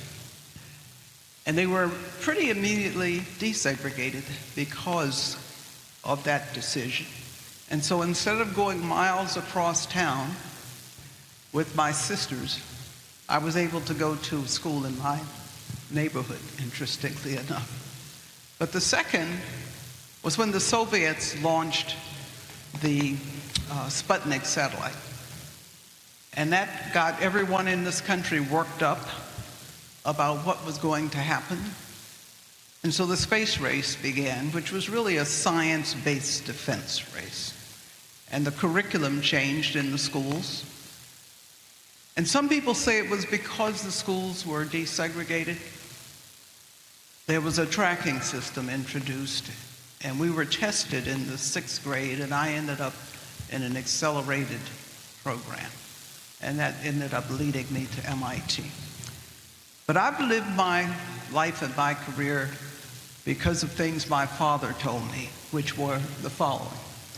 Aim for the stars so that you can reach the treetops and at least you get off the ground.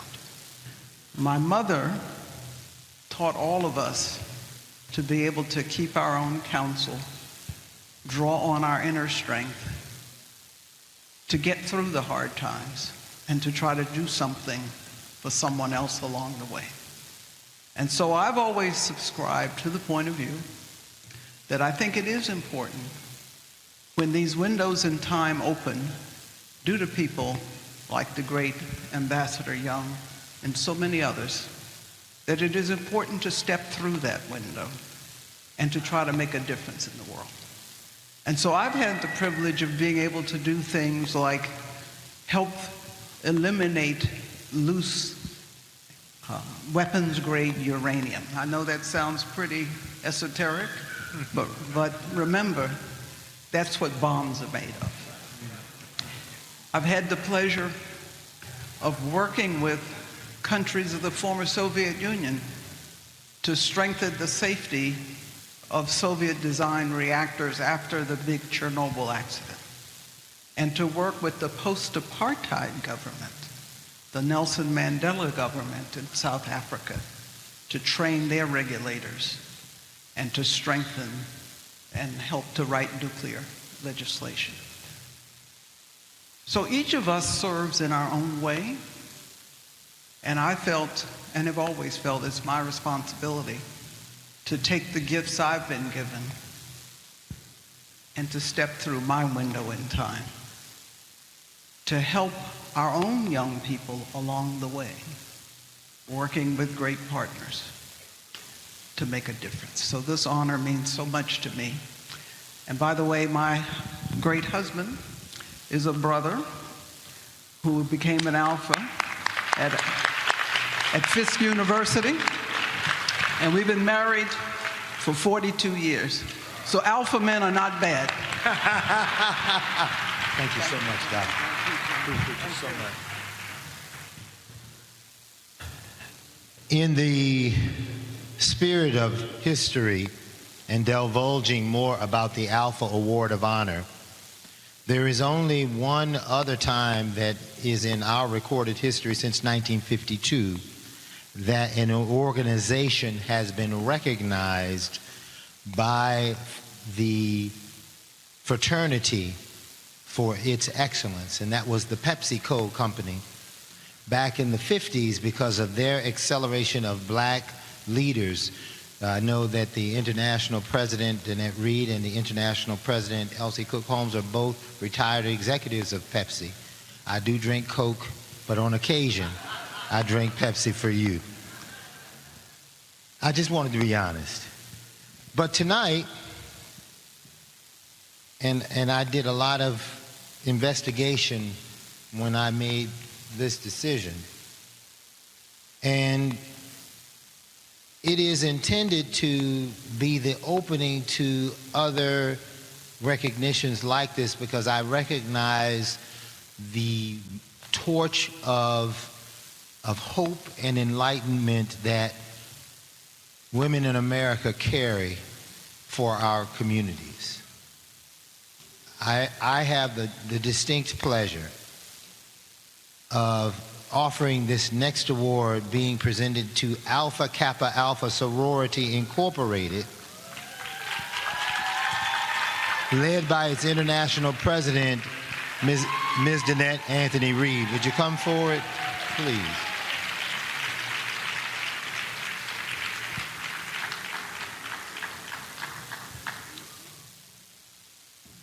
Thank you. Thank you. So tonight,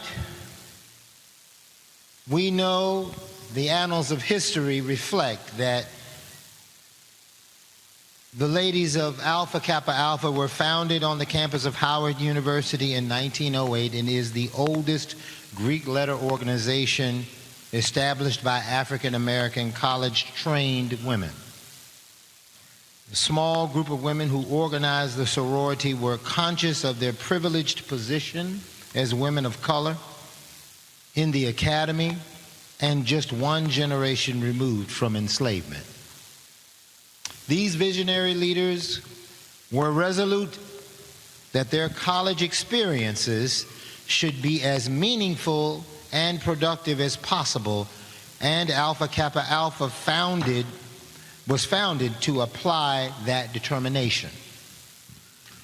As a result of their effort, they were able to delve into the scope of our society and establish that as the world has become more complex, there is a need for associations that cut across racial, geographical, political, physical, and social barriers.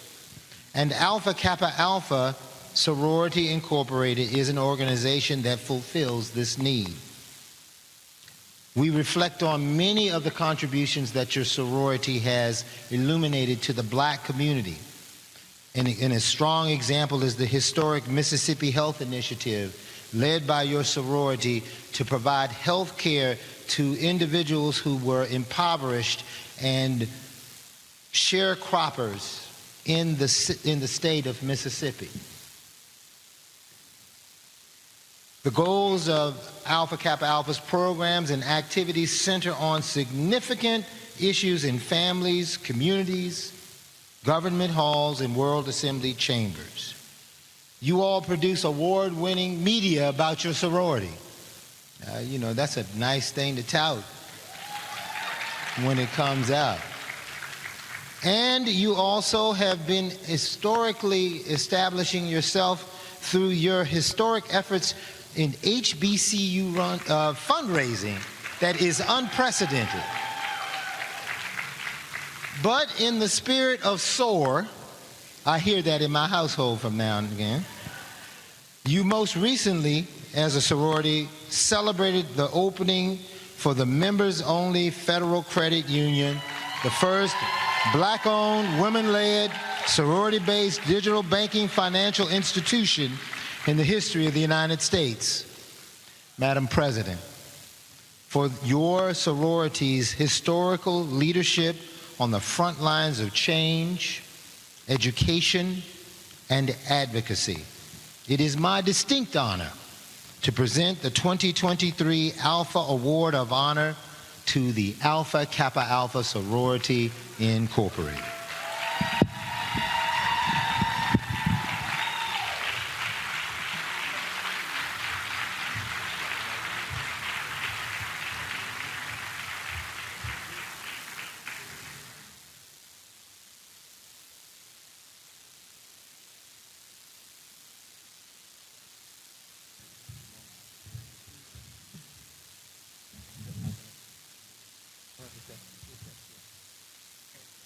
This one is not on.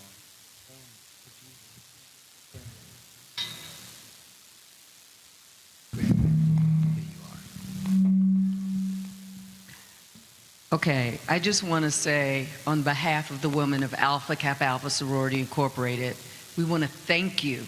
We are humbled, we are honored, and we want to work not only with yourself and the men of Alpha Phi Alpha Fraternity Incorporated, all of my brothers and sisters of the Divine Nine, to make sure that not only we do service to all mankind, but they also keep building our economic worth and advocating for social justice. We're honored. Thank you. Thank you. And you also have that medallion that can be approved.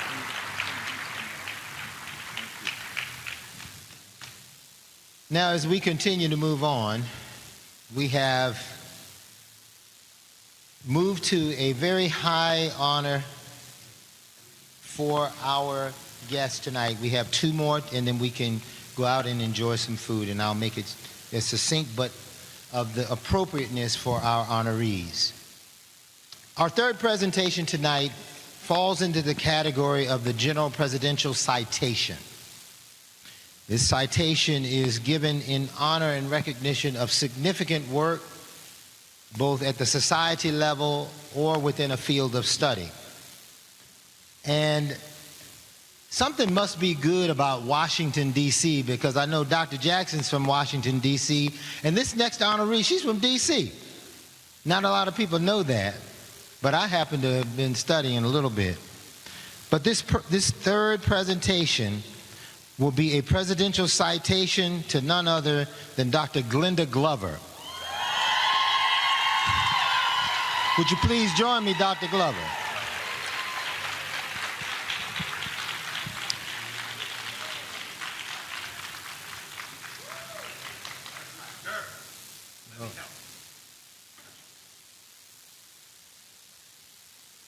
Dr. Glover, thank you.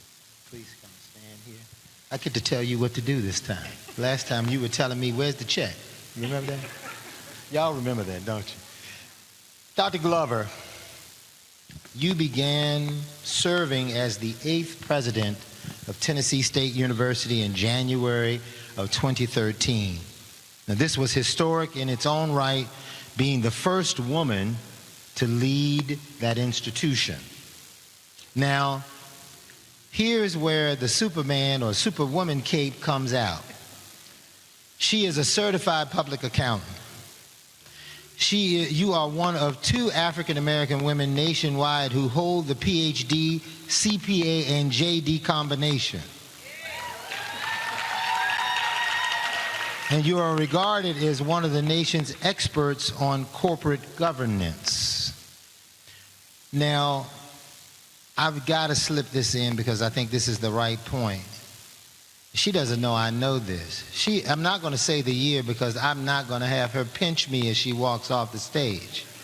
But I know she's an Alpha Psi initiate of Alpha Kappa Alpha Sorority Incorporated. But what I loved and learned to hear is that she was Miss A Phi A for 3 years in a row. A little bias, maybe. It's all good. But as a corporate leader, and someone who has the privilege of serving 10 years as an academic, but 23 years in corporate global leadership, I recognize that Dr. Glover possesses a term that we use very regularly in my industry and field, and that's alignment. Her positioning, I believe, is one of the best examples of how a university president has leveraged every resource that she has at her disposal. Corporate, higher education, business legal strategies, and professional development strategies. In fact, it's downright impressive how her vision not only led the Alpha Kappa Alpha sorority when she was the 30th International President and CEO of Alpha Kappa Alpha, from 2018 to 2022 to establish groundbreaking work to elevate the stature of HBCUs with historic fundraising efforts and marketing. She also, though, through her work as a college president, established a fundraising campaign, and $1 million in one day for HBCUs became a resonating component within the HBCU community. And she and the ladies of Alpha Kappa Alpha at that time elevated the HBCU community. And as an HBCU alumnus, I was extremely proud of that.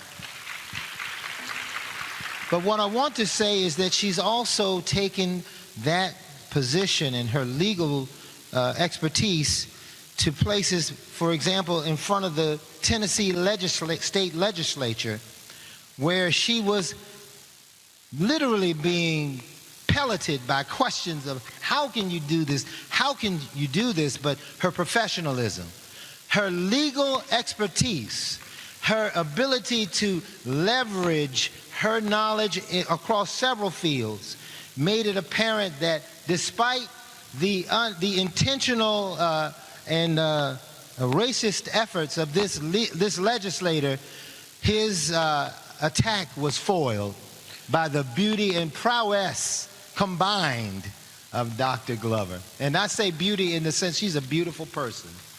And she comes across as friendly and engaging to her students. I remember my university president, and I have fond memories when I think about the engagement I had with them. And I know that the students of Tennessee State University are benefited from that. As I close my comments for you, you have been able to raise more than $9 million for HBCUs over the course of your presidency alone. But what I've also loved about you is your ability to bring entities together, including the TSU Amazon Academic Collaboration, which is a unique one where corporate sponsorship and connection to an academic opportunity means that someone will obtain a degree and elevate themselves in the position in society. That is why your alignment mentality caught my eye, Dr. Glover, and I think you are well deserving of the recognition from Alpha Phi Alpha as a 2023 Presidential Citation Awardee. Congratulations. Well done, my dear. Now, I need this.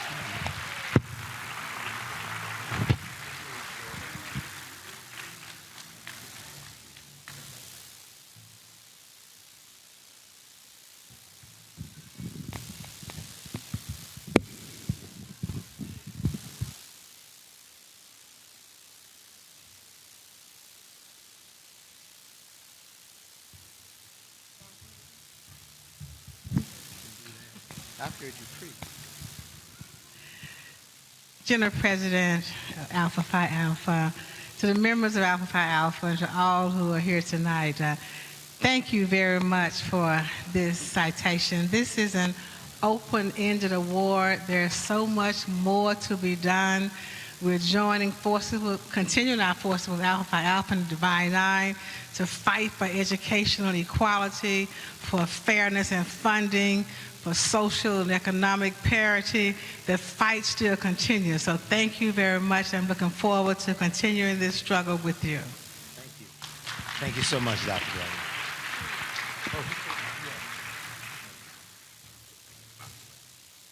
Our last award, brothers and sisters, is really a little bit of excitement for me. Now, some brothers were in here booing earlier because I'm a Dallas Cowboys fan. You can have that. But this brother is a contemporary of mine in Alpha Phi Alpha. But he is a resident of Dallas, Texas. And I wanted the citizens in Dallas to be able to share in his recognition. Brother Charles Haley, would you please come forward for our final presidential citation presentation?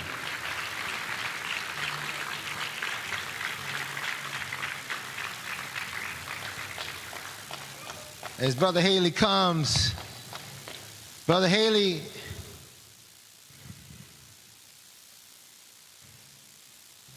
be careful, he's a Pittsburgh Steelers fan, be careful. No hate, man. Brother Haley, you began your career as a specialty outside linebacker, eventually progressing to pass rusher, and finally a full-fledged defensive end. You are the first 5-time Super Bowl champion, winning 2 Super Bowl rings with the San Francisco 49ers and 3 rings with my beloved Dallas Cowboys. I love them. Love the haters. Let it go. And you were a starter in all 5 championship games. Now, off the gridiron, you have found a new way to help and set new records. As the founder of the Tackle Tomorrow Foundation, you are laser focused on assisting struggling schools in the Dallas area with reading programs and special teachers to help students improve their reading skills, and recognizing that reading levels are often directly attributed to a child's success in school and life. In addition to Tackle Tomorrow, you've been supportive and a supportive partner with organizations with a mission to remove challenges that teen cancer patients face and helping them pave a smoother path to education. This undergirded by your personal testimony in your own family. But I also relate to you, Brother Haley, because I almost went to James Madison University, as I'm from Richmond, Virginia, and you're a native Virginian too. And you pledged Alpha in 82, and I pledged Alpha in 86. So we're not 85. Yeah, get it right. Oh well, you know that's okay, because that makes me feel a tad bit better. Because I know that you know many of the brothers like Anthony Meekins from Richmond, Virginia, who went to high school with me. So when I saw that you were in the Dallas area, I thought it would be right for your brothers to acknowledge the great work and the spirit of Alpha that you carry with you even to this day. And I'll have them fix that in the database because they got you at 82. Yeah. But nonetheless, Brother Charles Haley, it is my pleasure to present to you this presidential citation for your extremely beneficial philanthropic work.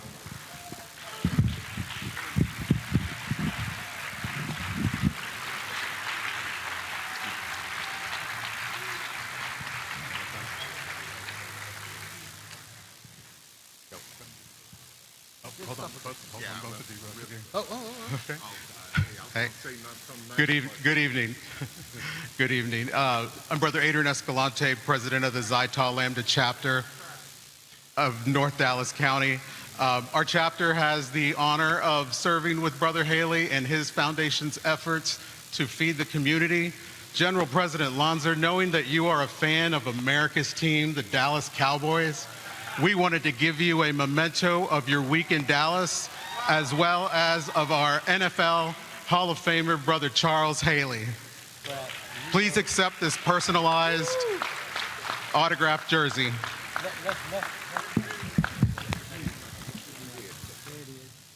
Brother Haley, thank you so much, man. Man, I love it, man. Oh, let's shift over.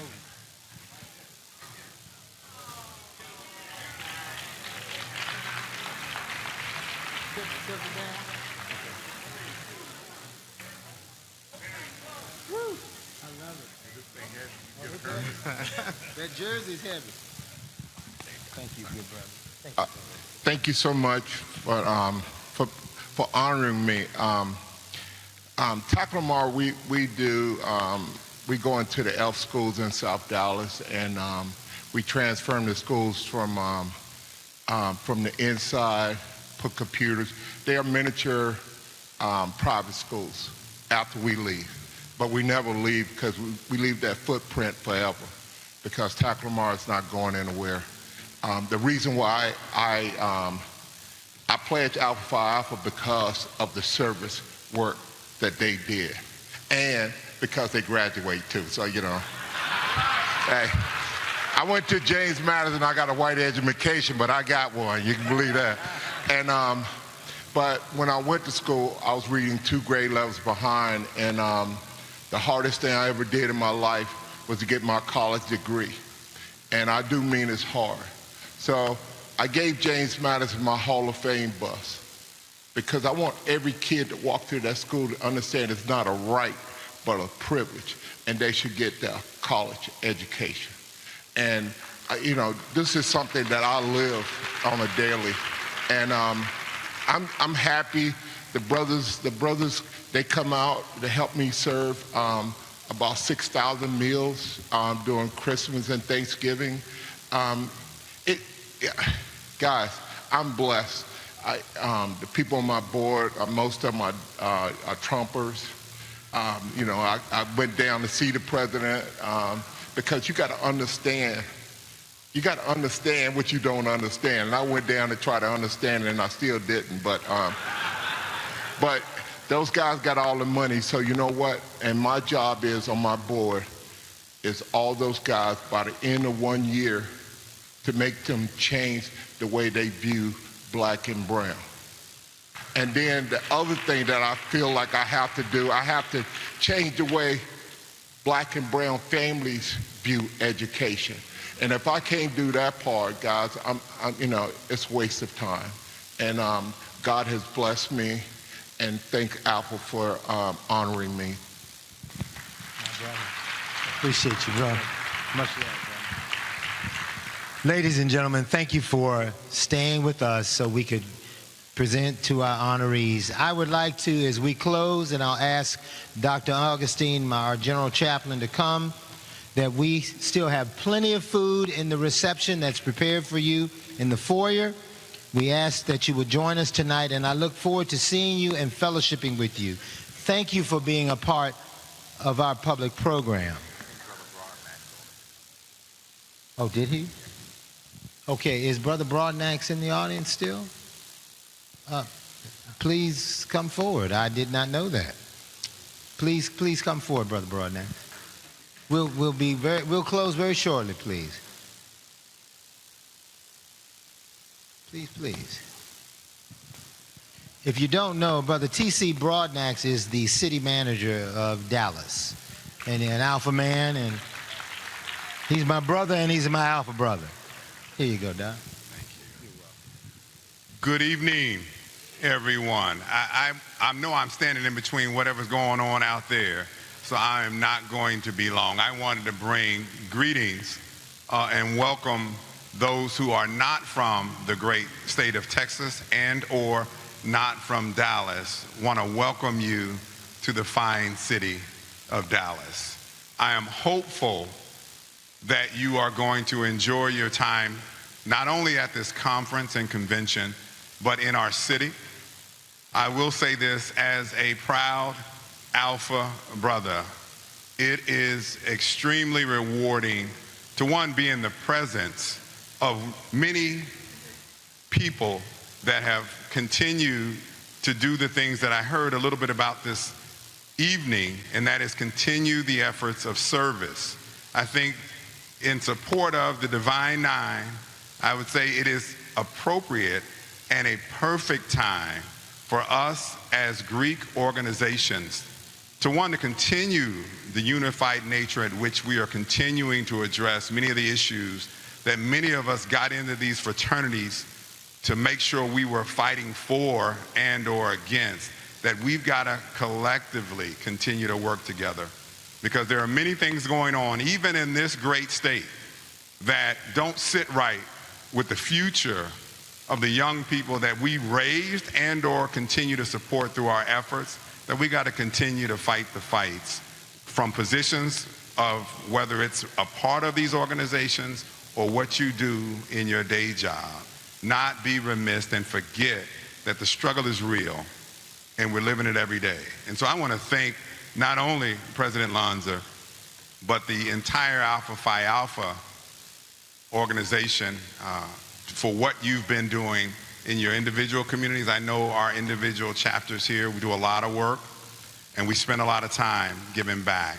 And so again, I want to thank you and welcome you to our city on behalf of our mayor and city council and our mayor pro tem, who is also an Alpha Phi Alpha member.